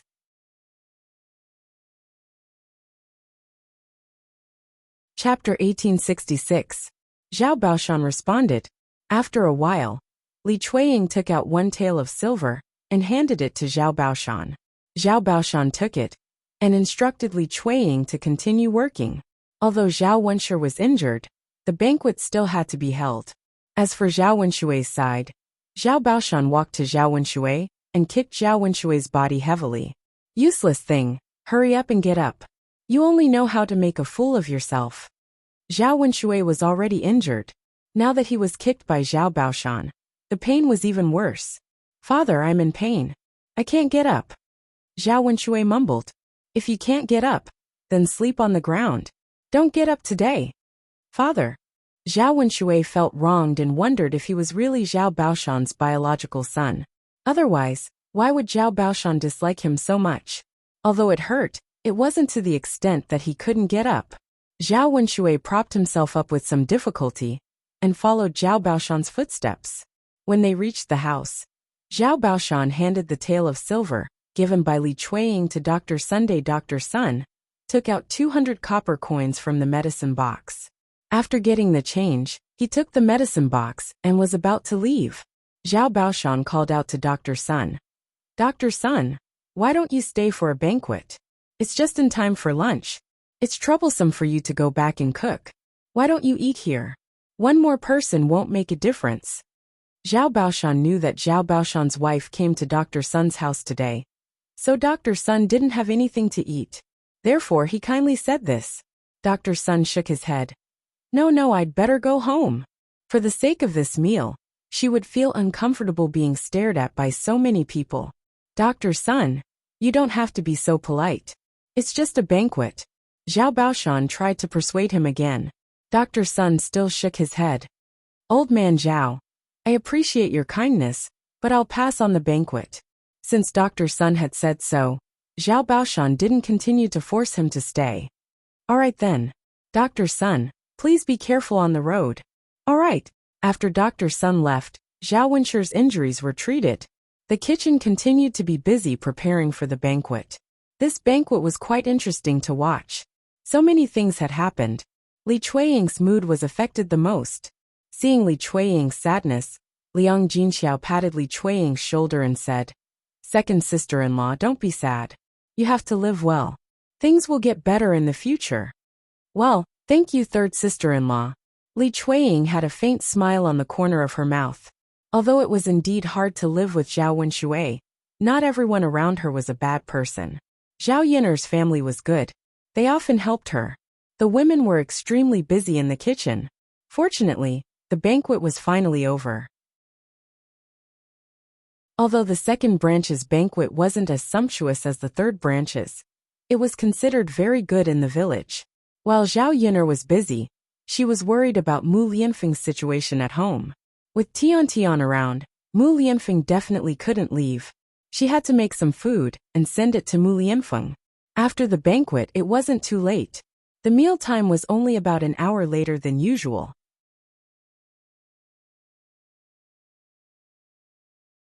Chapter 1867. Meanwhile, in the courtyard of Zhao Yiner's house, Mu Lianfeng sat under the shade of a tree, holding Tian in his arms. Tian was very well behaved, otherwise, it would be difficult for a man like him to torment her. Now that it was time for dinner, his stomach began to rumble, and he was a little hungry. But because he had to take care of Tian, he couldn't find anything for himself to eat. Moreover, he had to feed Tian milk. Zhao Yiner had finished preparing the goat milk, and told him to do so. Only then did he bring the goat milk out, and feed Tian bit by bit. Seeing Tian eating so happily, Mu Lianfeng couldn't help but swallow a few mouthfuls of saliva. "You little doll, I think you're doing it on purpose, right? You know that I'm hungry, so you're eating so happily. Are you trying to make me starve to death?" Mu Lianfeng nagged at the little doll in his arms, but his tone was full of affection. Tian blinked at Mu Lianfeng, and her appearance was so cute that it could melt a person. "Little girl, you're really good at pretending to be wronged. Don't think that you can act cute." Tian's eyes turned, and then she bloomed a sweet smile at Mu Lianfeng. Acting cute and smiling, Mu Lianfeng had to admit that he had been seduced by a little doll liar. Looking at Tian's delicate pink face, Mu Lianfeng couldn't help but start to daydream. He didn't know what Tian would be like when she grew up. She would probably be very cute. A gentle and graceful woman was a gentleman's dream. When the time came, Tian would definitely be pursued by many boys. As a father, he had to check carefully and choose a good husband for Tian in the future. After being stunned for a moment, Mu Lianfeng continued to feed Tian in his arms with a spoon. As he fed, he said to Tian, "Little girl, grow up quickly. When you grow teeth, you won't need to drink milk anymore. When the time comes, your mother will make meat for you to eat." Hearing the mention of meat, Tian's eyes lit up, as if she was looking forward to it. Not far away, a slender figure suddenly walked over. It was a young girl wearing a pink dress. Coupled with her delicate face, she looked youthful and beautiful. Mu Lianfeng had seen this girl before. He also knew her name, Ma Xiaofeng. Last time, when his clothes were hooked by the thorns, it was this girl who helped him untie it. However, he had no feelings for Ma Xiaofeng. Thinking that Zhao Yiner seemed to hate her, she didn't have a good impression of Ma Xiaofeng. Now Ma Xiaofeng was walking toward Zhao Yiner's new home. What was she going to do? While Mu Lianfeng was thinking, Ma Xiaofeng had already arrived at Zhao Yiner's courtyard. As soon as Ma Xiaofeng saw Mu Lianfeng sitting under the shade of a tree, his long black hair fluttering in the breeze, his luxurious clothes and his handsome face, her heart couldn't help but beat faster. Such a fine man. Any woman who saw him would blush and have their hearts beat faster, and they would admire him. The reason why she came to Zhao Yiner's house today was that she knew that Zhao Yiner was helping the second branch to hold a banquet. The rest of Zhao Yiner's family also went to help or drink wine. Thinking that Mu Lianfeng might be the only one at home, Ma Xiaofeng made up her mind to come over and take a look. She didn't expect to be so lucky, it really was him. Usually, because Zhao Yun'er was there, she didn't find a chance to be alone with Mu Lianfeng. Without contact, how could Mu Lianfeng understand her? How could feelings develop over time? So she had to find an opportunity for herself. Chapter 1868. Ma Xiaofeng suppressed the anxiety in her heart and put on her best performance. There was a smile on her face that she thought was beautiful as she walked towards Mu Lianfeng with a swaying gait. When Mu Lianfeng saw Ma Xiaofeng walking over, Mu Lianfeng was disgusted by her bashful and pretentious manner. When Ma Xiaofeng was in front of him, Mu Lianfeng asked indifferently, "May I know why you're here?" Ma Xiaofeng stroked her long hair and smiled gently. "Lord Heir, I'm here to look for Tianan. Is Tianan home?" So she was here to look for Zhao Tianan. Although he didn't know why Ma Xiaofeng was looking for Zhao Tianan, Mu Lianfeng still replied, "He's not home. If you're looking for him, go to old Zhao's house. He's having a banquet now." Ma Xiaofeng hurriedly responded, "I understand, Lord Heir. Thank you for telling me." Mu Lianfeng replied indifferently, "You're welcome." With that, Mu Lianfeng stopped looking at Ma Xiaofeng and lowered his head to feed Tian. Ma Xiaofeng bit her lower lip indignantly. She had specially dressed up today and looked very delicate and pretty. Why didn't Mu Lianfeng spare her a glance? She had spent a lot of money to buy this brand new dress so that she could wear it for Mu Lianfeng. "Lord Heir," Ma Xiaofeng called out softly.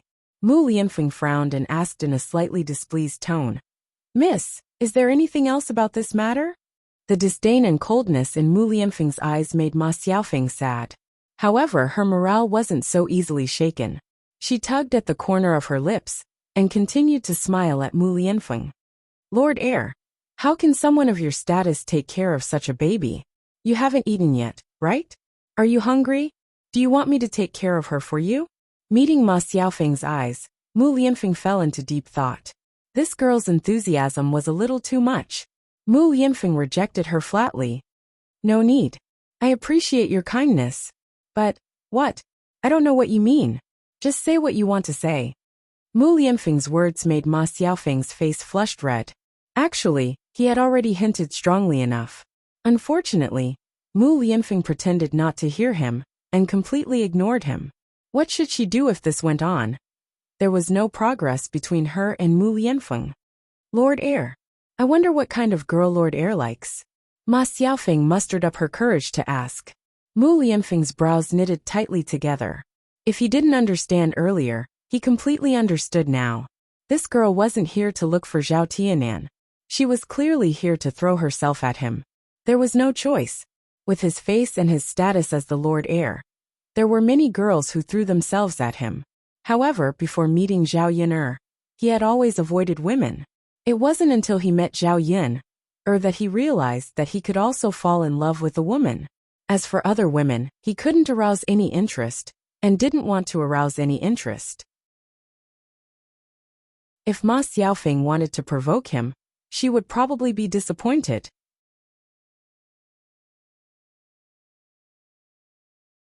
Chapter 1869. Ma Xiaofeng blushed at Mu Lianfeng's words. She had imagined many scenarios, but she did not expect that Mu Lianfeng would say such things to her. When she met Mu Lianfeng's eyes again, she saw the disgust in Mu Lianfeng's eyes, as if she was something filthy. "Lord Heir, I'm not a vain woman." Ma Xiaofeng bit her lower lip and muttered to Mu Lianfeng unwillingly. She stared at Mu Lianfeng nervously, afraid that Mu Lianfeng would dislike her again. Mu Lianfeng sneered. "Isn't that so? Then tell me, why did you come to seduce me?" Mu Lianfeng was very straightforward, directly saying that Ma Xiaofeng seduced him. These blatant words made Ma Xiaofeng even more unbearable. Ma Xiaofeng bit her lower lip in grievance and looked at Mu Lianfeng affectionately. "Lord Heir, I didn't come because of your status and wealth. I simply admire you. Lord Heir, as long as it's a girl, she will fall head over heels for a person like you. I'm no exception. Even if you're not Lord Heir, I will still admire you." Ma Xiaofeng's words meant that she liked Mu Lianfeng and admired Mu Lianfeng purely. because of Mu Lianfeng. Since that was the case, she naturally could not be considered a vain woman. Mu Lianfeng's lips curved into a sarcastic smile. Even if that's the case, your character is really unflattering. Ma Xiaofeng did not understand Mu Lianfeng's words and could not help but ask, Lord Heir, why do you say that? Mu Lianfeng said coldly, you know the relationship between Yin'er and I, yet you still want to interfere. Don't you think it's shameful to poach someone?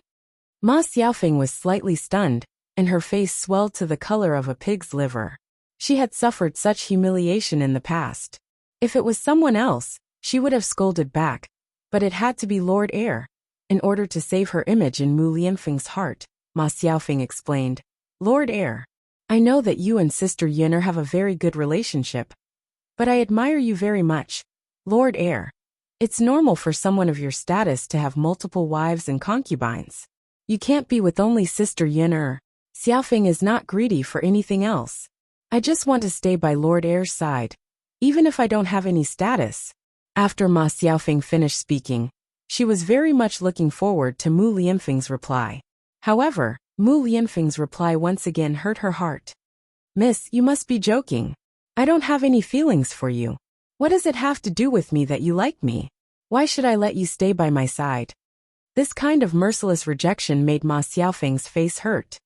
Lord Heir, aren't you going to get lost? Do you have to discuss me in front of me to make you happy? Mu Lianfeng urged her in disgust. Ma Xiaofeng was unusually embarrassed. Although she was not reconciled, she still left dejectedly. It was not easy for a girl to put down her face, but she had to suffer such treatment. It was really too sad. Watching Ma Xiaofeng's figure leave Zhao Yin'er's courtyard, Mu Lianfeng withdrew the coldness in his eyes. Mu Lianfeng was very disgusted by the woman who wandered around in front of him.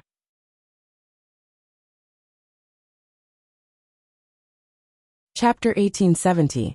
Mu Lianfeng didn't continue to think about it. As long as Ma Xiaofeng didn't shamelessly refuse to leave, it was fine. Mu Lianfeng put away the emotions in his eyes and continued to feed Tian Tian, who was in his arms, with the spoon in his hand. The toddler was probably enjoying it.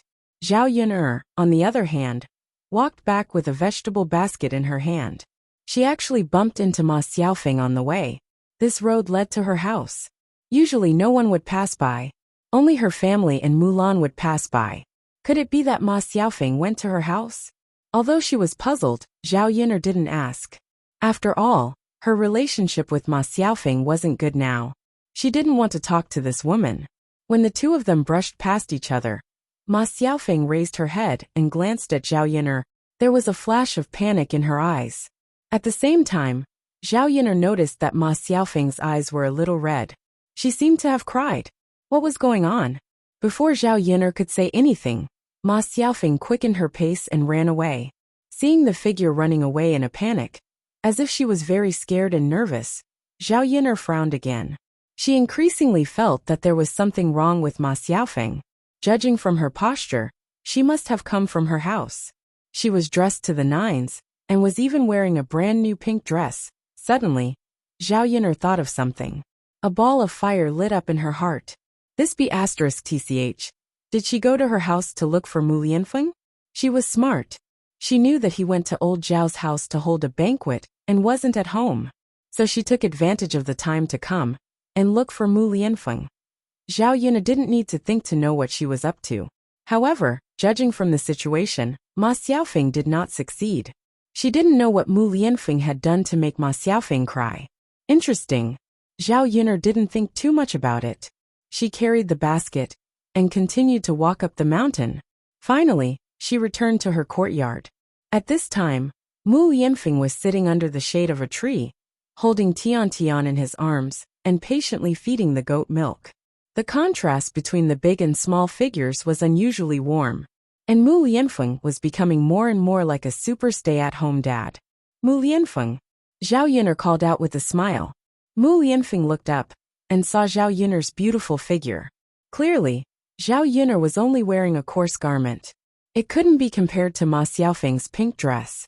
Zhao Yin'er was older in age, but when he looked at Zhao Yin'er, he felt that Zhao Yin'er had a special temperament. This temperament was very charming and attracted him. And when he saw Zhao Yun'er's gaze, his mood also brightened. Yun'er, it's time to eat. Zhao Yun'er carried a lunchbox in her hand and waved it in front of Mu Lianfeng. Mu Lianfeng's lips curled into a faint smile. Okay, I'm hungry now. Zhao Yun'er opened the lunchbox and placed the dishes in front of Mu Lianfeng. Although there were only 3 dishes, Mu Lianfeng ate them all by himself. In order to let Mu Lianfeng eat, did she? Zhao Yun'er took Tiantian from Mu Lianfeng's hands. After drinking milk, Tiantian fell asleep in a short while. Zhao Yun'er carried the child back to the house to rest. Seeing that Mu Lianfeng was eating, Zhao Yun'er held her face, as if she was thinking about something. Mu Lianfeng put down his bowl and chopsticks and couldn't help but ask, Yun'er, what's wrong? Yun'er seemed a little strange. Zhao Yun'er came back to her senses and tugged at the corner of her mouth. Nothing.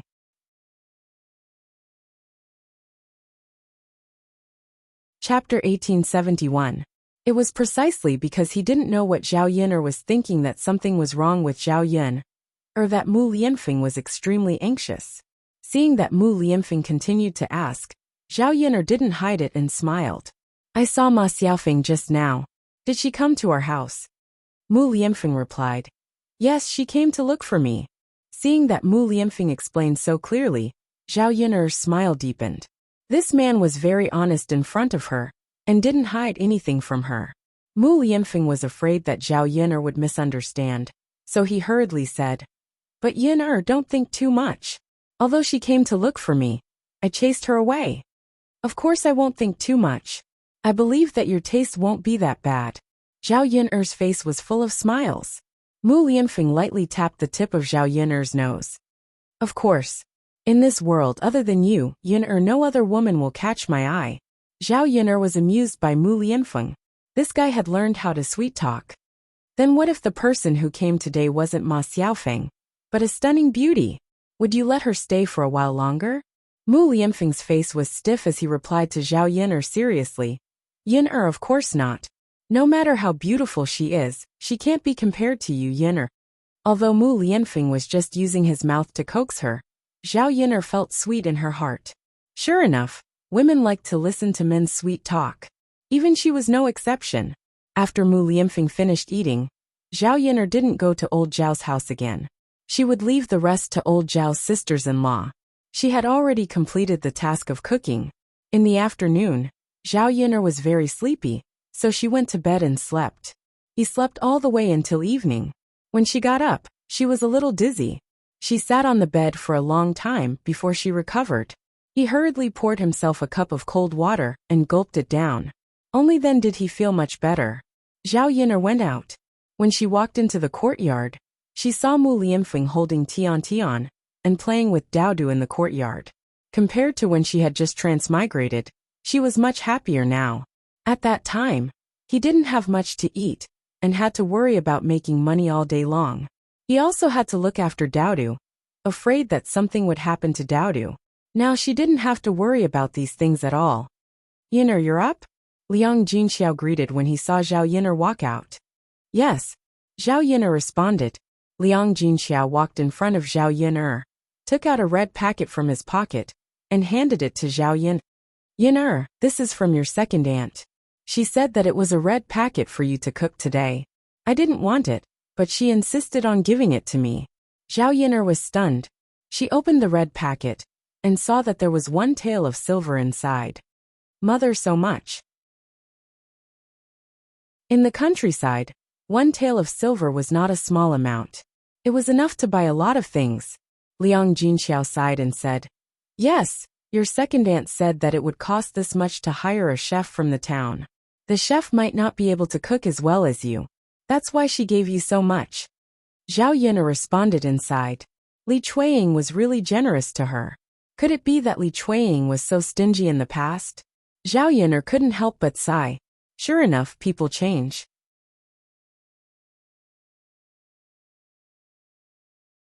Chapter 1872. Zhao Yun'er directly stuffed the red packet into Liang Jinxiao's hands. Mother, since it's second aunt's good intentions, let's accept it. Take this tael of silver. Liang Jinxiao was a little embarrassed and declined. Yin'er, you should take it. Zhao Yin'er was a little speechless and said with a serious face. Mother, why are you being so polite with me? Just take it. Liang Jinxiao stared at the red packet in her hand and sighed. Okay. She didn't specially prepare dinner. She brought back a lot of leftovers from the second branch and casually heated them up a few times before eating. The weather was getting hotter and hotter, so she didn't have a good appetite when eating. She had to cook something to go with the rice later. Soon it was time to harvest rapeseed. Zhao Yin'er was washing clothes at home when she heard Mulan and Liang Jinxiao chatting. It's going to rain in a few days. Auntie, we have to harvest the rapeseed in our field quickly. Otherwise, we'll be done for after the rain. Liang Jinxiao quickly nodded and said, Yes, we have to harvest it quickly. We've been busy for a year, and we've only managed to harvest so little. A year's worth of oil will be gone. I've already asked Eru to harvest it. My family didn't plant much. My family planted a little more this year. I have to ask Yin'er's father to work more these few days. After hearing Mulan and Liang Jinxiao's conversation, Zhao Yin'er couldn't help but feel puzzled. There was no weather forecast in ancient times. How did they know that it would rain in a few days? Sister Mulan, who told you that it's going to rain? I think the weather these few days is very hot. It doesn't look like it's going to rain? Zhao Yin'er asked curiously. Mulan smiled and replied, I heard it from old man Zhang. His bones can predict the weather. Mulan explained that Mr. Zhang had rheumatism. Whenever it was about to rain, his body would ache. Under normal circumstances, it was very accurate. Therefore, when the villagers heard that old Zhang's father was in pain, they would prepare to harvest the grains. Zhao Yin'er finally understood. However, compared to modern times, there were indeed many inconveniences. If there was a weather forecast, the prevention would probably be more accurate. After all, there were still many inconveniences for ancient people.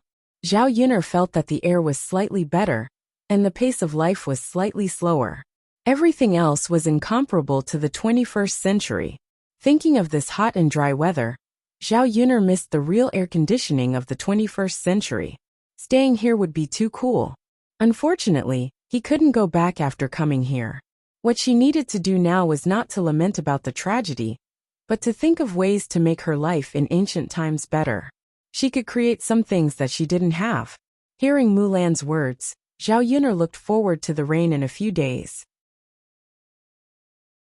It hadn't rained since the beginning of summer, and the weather was very hot. If it rained, it could cool down the temperature, and it would be much more comfortable to sleep at night. Mulan chatted for a while and went back. There were still many things to do at home, so she couldn't leave for long. Zhao Yin'er put the washed clothes on the drying pole. After a busy morning, Zhao Wenhua came back tired and sweaty. Liang Jinxiao hurriedly poured a cup of herbal tea for Zhao Wenhua. Zhao Wenhua finished it in a few mouthfuls.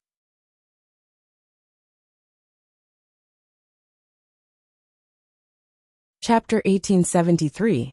Zhao Wenhua wiped the beads of sweat off his forehead and pursed his lips. If we rush to harvest, we'll definitely be able to finish harvesting. But we'll have to work a little harder these few days. Yin'er's father, you've worked hard. Liang Jinxiao looked at Zhao Wenhua with a tinge of heartache. Zhao Wenhua hurriedly waved his hand. What's the trouble? It's what I should do. Liang Jinxiao's lips curled into a smile. The happiest thing now was to be together as a family. If everyone worked hard together, their lives would get better and better. These few days, Zhao Yin'er's family was busy working in the fields. Zhao Wenhua went to work early every day and finally harvested all the rapeseed seeds. He removed the seeds and put them into gunny sacks. When he had time, he would directly take them to the oil mill to extract oil. The day before the rain, Li Chuiying ran over to the third branch. Looking at Li Chuiying's appearance, he seemed to have cried. Liang Jinxiao hurriedly asked, Second sister-in-law, what's wrong? Li Chuiying sighed. Sigh, third sister-in-law. Can I ask third brother for a favor? Seeing Li Chuiying's worried expression, Liang Jinxiao hurriedly asked, Second sister-in-law, what kind of favor do you need? What's wrong? Tell me. Li Chuiying began to complain. It's like this. Your second brother refuses to harvest the half-moo of rapeseed seeds that we planted at home. He's too lazy to let them grow maggots at home. Isn't it going to rain soon? If he doesn't harvest them, won't it be a waste of the rapeseed seeds? Liang Jinxiao nodded when he heard this. That's true. Why doesn't second brother harvest them? Isn't it a waste to have these seeds at home? Half a moo of rapeseed seeds will produce a lot of oil. Li Chuiying sighed and said, that's right. Half a moo of rapeseed oil is enough for me to eat for a long time. Sigh. That's why I came to ask third brother for help. Liang Jinxiao thought about Li Chuiying's vegetable seeds. It would be a pity if he did not take them back. Then she agreed. Okay, second sister-in-law. I'll talk to Yun'er's father later and ask him to accept it for you. Li Chuiying's face was full of guilt. I've really troubled you and third brother. That wretched son of mine is getting lazier and lazier. Liang Jinxiao had some sympathy for Li Chuiying. Thinking about Zhao Wenshui, he indeed did not have the sense of responsibility that a man should have. It was a pity that Li Chuiying still had to live with Zhao Wenshui. Right now, Li Chuiying didn't have the ability or the way to get out alone. Liang Jinxiao patted Li Chuiying on the shoulder and said, second sister-in-law, it's okay. Take your time. Maybe things will get better in the future. Okay. Li Chuiying could only comfort herself like this. The second branch's rapeseed seeds were finally harvested with the third branch's help. They were very lucky that they managed to do it before it rained. The next day it started to rain heavily. Ever since Zhao Yun'er transmigrated to this world, this was the first time she encountered such heavy rain. The summer rain was indeed very heavy. The workers on the mountain stopped working and didn't continue working. This kind of weather was not suitable for outdoor sports. The originally hot weather cooled down a lot because of the rain. In ancient times, when it rained, people could only stay indoors and not go anywhere. However, it was quite interesting for the family to sit together and chat. The rain continued for 5 days without any signs of stopping. Zhao Wenhua sat in the room and looked at the weather outside worriedly. There was a hint of worry between her brows.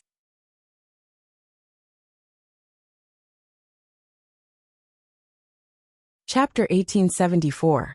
Looking at the situation, it seemed that the rice seedlings in the field had been covered by the heavy rain for the past few days. If this continued, this year's harvest would definitely not be good.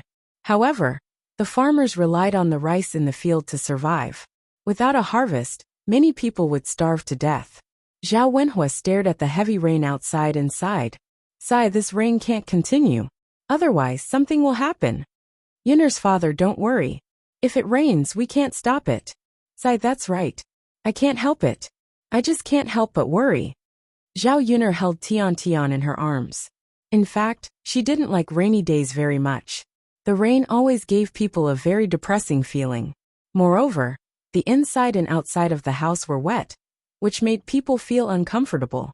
Although the weather was cooler, the next rain would cool down. There was no need to keep raining like this. After a few more days, although the rain was a little lighter, it didn't seem to stop. Zhao Yun'er's family was still in shock. A mudslide almost formed on the back mountain and washed away her house. When they chose the foundation, they didn't expect this to happen. Zhao Yun'er hurriedly dealt with it with the family. They dug a ditch at the back of the house so that it could drain the water. Otherwise, if they encountered such a situation again, they were afraid that even their lives would be lost. They wouldn't be able to sleep well at night. However, when they dug the ditch, Zhao Yun'er, Mu Lianfeng, Zhao Wenhua, and Zhao Tianan were all soaked in the rain. After soaking in the rain for a day, they finally dug the ditch. Their bodies were all cold. Zhao Yun'er couldn't stop sneezing. It was obvious that she had caught a cold.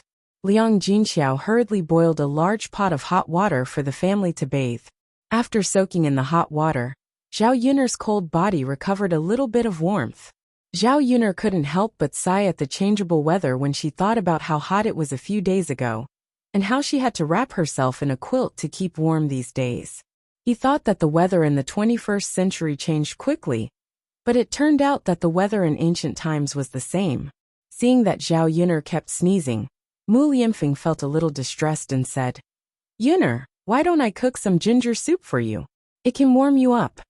Zhao Yuner thought about it, and felt that it was indeed possible. Other than her, who had to drink some ginger soup to warm her body, everyone else in the house had to drink some too. Alright. Then I'll ask Auntie to cook it. Alright. After a while, Mu Lianfeng brought a bowl of ginger soup over.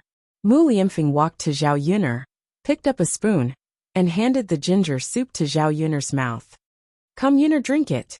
Zhao Yuner felt that the posture in front of her was a little strange. Was it really okay for Mu Lianfeng to be so considerate?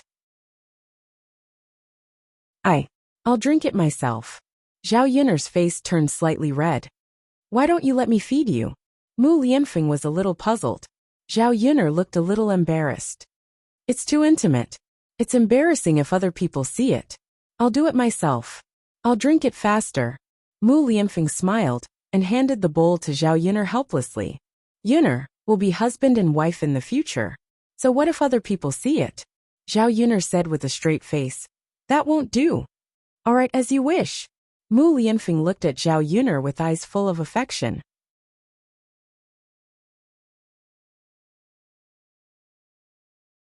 Chapter 1875. Zhao Yuner sighed and looked out of the window with some melancholy. Sigh, I don't know when this rain will stop. It's really uncomfortable to be cooped up in the house these days.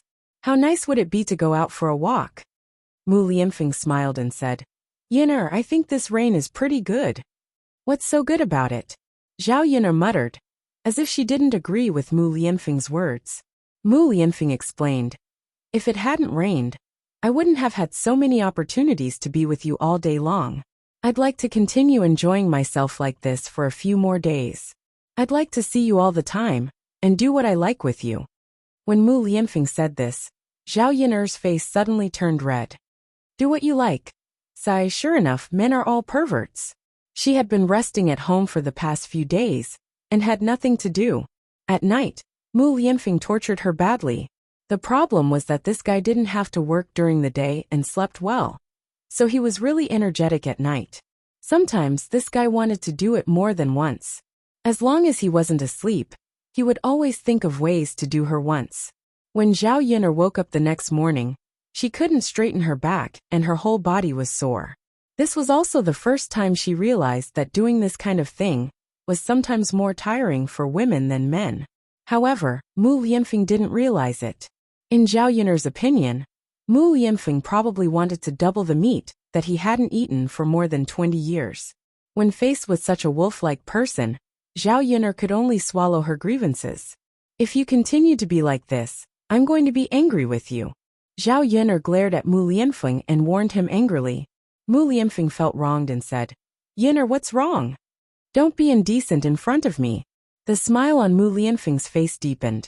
After being trapped in the house for a few days, her relationship with Mu Lianfeng had improved a lot. Sure enough, time breeds affection. The two of them had to spend more time together. The sky finally cleared up, but there were puddles everywhere outside. It was not easy for people to go out for a walk. Therefore, he had no choice but to wait in the house for a few more days. Only when the road was not so muddy did he walk out. And now it was the Dragon Boat Festival. Dumplings were eaten during the Dragon Boat Festival in both ancient and modern times. As a traditional festival, the villagers would more or less wrap some zongzi to eat. Zhao Yuner likes to eat meat dumplings and candied dates. Liang Jinxiao likes mung bean dumplings. So no matter what kind of dumplings it is, Zhao Yuner wants to make some. However, to make zongzi, he had to buy some bamboo leaves and glutinous rice. When he was in the countryside, he could harvest some bamboo leaves, but it would be more troublesome. When he was harvesting bamboo leaves, he would cut his hand with zongzi. These things were not expensive, so Zhao Yuner planned to go to Sun City to buy some. He also had to buy some glutinous rice and red dates. There was still some bacon left at home. It was enough to make zongzi. In addition, it had been raining for almost half a month. The family did not eat any fresh pork. Zhao Yuner planned to go to town to buy some back, so that the family could satisfy their cravings. Mulan was also planning to go to Sun City. Therefore, he and Zhao Yuner teamed up and rushed Xiaomao to Sun City. After the rain stopped, Sun City returned to its usual bustling state. Zhao Yuner and Mulan soon found a place that sold bamboo leaves. The two of them sold a few handfuls of bamboo leaves and went to buy some glutinous rice.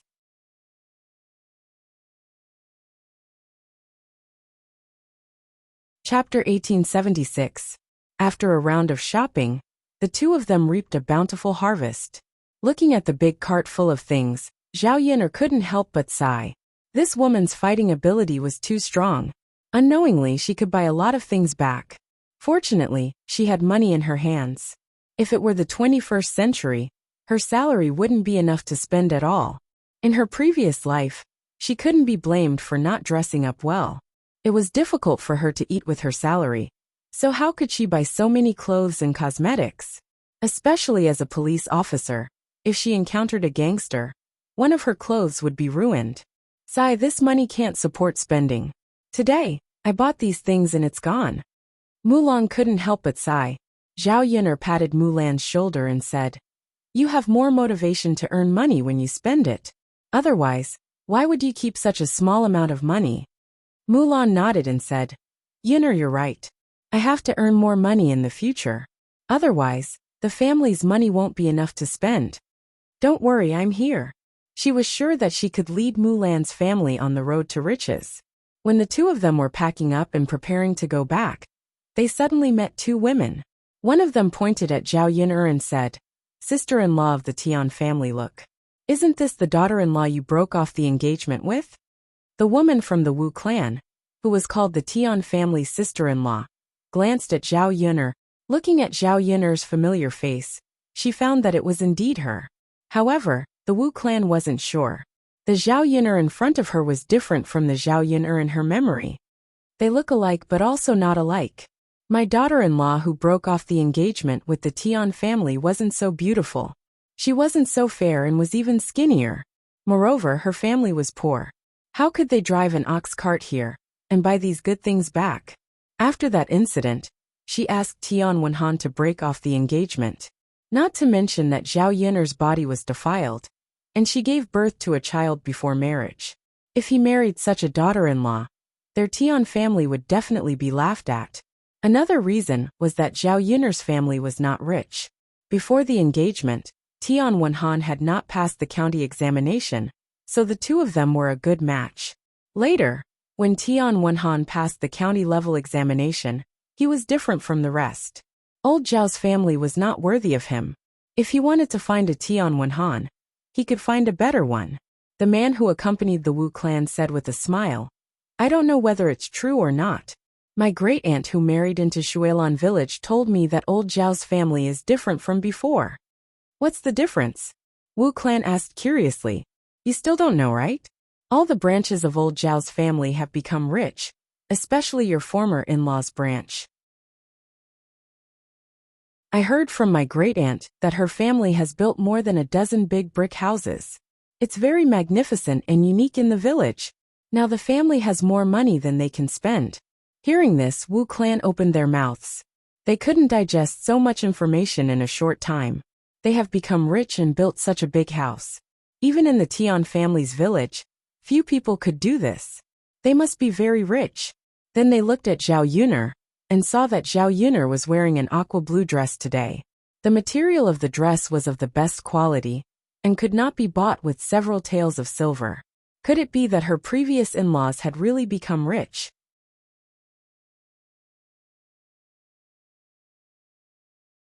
Chapter 1877. The Wu clan felt a bit better when the woman didn't say anything.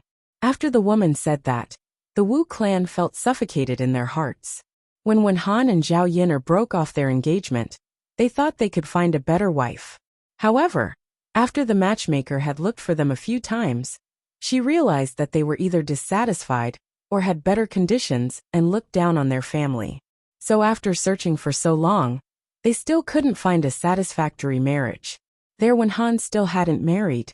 In the village, men of Tian Wenhan's age would have already married and had children. Their children would probably be old enough to buy soy sauce. But after looking around, they still couldn't find one. However, the Wu clan was still unwilling to give up and didn't want to casually find a girl. If that was the case, they wouldn't have broken off their engagement with Zhao Yuner Wasn't it because they wanted to find a better wife? Now, seeing that Zhao Yiner's family had become rich, they seemed to have a lot of money. Then, looking at Zhao Yiner's donkey cart, there were still a few kilograms of meat. They were all country people. How could they be willing to buy meat to eat? They probably couldn't buy so much meat even during the new year. If she hadn't stopped them and married Zhao Yiner, their Tian family could have been like Zhao Yiner's family, able to eat meat from time to time. Staring at the meat Zhao Yiner bought, the Wu clan couldn't help but swallow. Unfortunately, it was too late to regret what they had done. Seeing that the Wu clan didn't speak, the woman next to them said, "I say, Tian family's sister-in-law, when your Wenhan was engaged to this girl, I heard that she also liked Wenhan very much. Why don't you go and ask again? Bring your Wenhan with you. Maybe she hasn't even gotten married yet. But on account of your family's Wenhan, she agreed to marry into your Tian family." Hearing this, the Wu clan's eyes turned. They felt that it was indeed possible. Since Zhao Yin was still living with her parents in Shuilan village, there was still a chance. At that time, the Tian family broke off the engagement, and Zhao Yiner gave birth to a child out of wedlock. With such conditions, it was impossible for her to get married. If she brought her Wenhan to Zhao Yiner's house to talk about it again, perhaps the girl's family would be deeply grateful. When the time came, and she really married into the Tian family, the dowry would definitely be substantial. In the future, the Tian family would naturally be able to live a good life. The more the Wu clan thought about it, the more feasible it seemed. They decided to discuss it with Tian Wenhan when they got back. In the past few years, although her son didn't say it, the Wu clan was well aware of it. As for Zhao Yiner, her son was also attracted to her. When the engagement was called off, Tian Wenhan had not been able to eat for several days. He was listless every day, and it took him a while to recover. Even if they were to matchmake him, he wouldn't be interested. Obviously, he was still thinking about Zhao Yiner. If they went back and talked to Tian Wenhan, he would naturally agree. He would probably be very happy.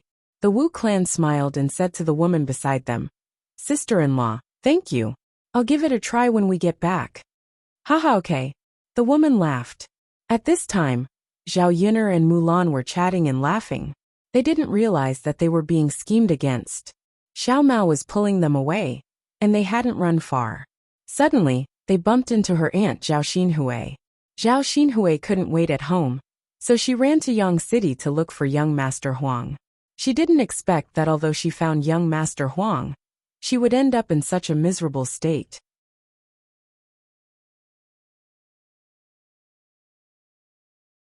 Chapter 1878.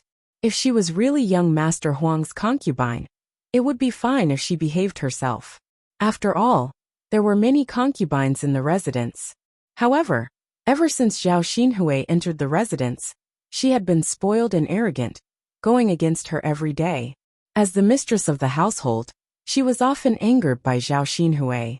How could she tolerate Zhao Xinhui continuing to cause trouble? Driving Zhao Xinhui back to her hometown was the first step of her plan. Then, she schemed against Zhao Xinhui and framed Zhao Xinhui for having an affair with another man, making young Master Huang a cuckold. The child in Zhao Xinhui's belly was the result of the adulterer's affair. In the face of evidence, young Master Huang naturally believed in it. As a man, what he couldn't stand the most was his woman, making him a cuckold. In the future, he wouldn't be able to raise his head in front of his friends. If this kind of thing were to spread, he would lose even more face. Therefore, when Zhao Xinhui came to find him, not only did young Master Huang not allow her to return to the Huang residence, he even had someone beat Zhao Xinhui up. No matter how Zhao Xinhui tried to explain, young Master Huang wouldn't listen. After being taught a lesson, Zhao Xinhui was chased out of the Huang residence. The moment Zhao Xinhui was chased out, she saw the smile of young Master Huang's wife. Unfortunately, she couldn't talk to young Master Huang anymore. When a man doted on you, he could be very doting. He would pour out his heart and lungs for you, and would place all the good things in front of you. However, when a man was heartless, it was even scarier. No matter how much you cried, his heart would never soften. After lying in front of the Huang residence for a while, Zhao Xinhui was finally able to get up again. She walked with pain all over her body. Her heart was filled with despair. Looking at the current situation, she wouldn't be able to return to the Huang residence. Nor would she be able to enjoy the life there. Now that she was told that she would have to live a hard life in the countryside for the rest of her life, Zhao Xinhui couldn't bear it. It was said that it was easy to go from frugality to extravagance, but difficult to go from extravagance to frugality. Wasn't she in such a situation now? After walking for a while, Zhao Xinhui really couldn't take it anymore. She sat on the ground and cried. His body was already stained with blood. Now that he was sitting on the ground, he looked even dirtier. Zhao Xinhui cried as he wiped his tears. The surrounding people came forward to watch, wondering what had happened. After failing to see Zhao Xinhui, she pointed at Zhao Xinhui and said to Zhao Yuner, "Yuner, isn't that your aunt?"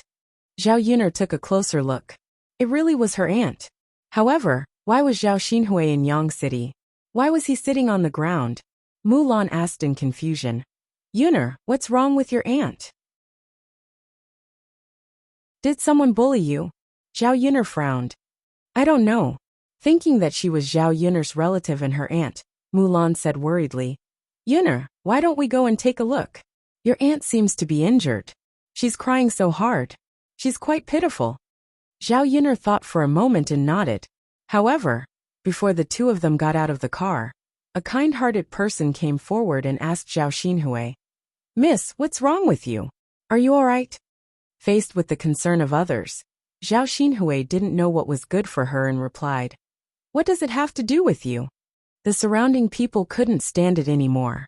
They pointed at Zhao Xinhui and said, "Miss, isn't it wrong of you to be like this? He came forward to ask because he was concerned about you. What kind of attitude is this? How can there be someone like you?" You're tuning in to the Li Mei's Sword of Destiny YouTube channel. We're so grateful for your support. And don't forget to subscribe to join us on this incredible journey through captivating stories. Your generosity through donations truly makes a world of difference, as it's the primary source of revenue that allows me to expand and enhance this channel for you. Thank you from the bottom of my heart for being a part of this adventure.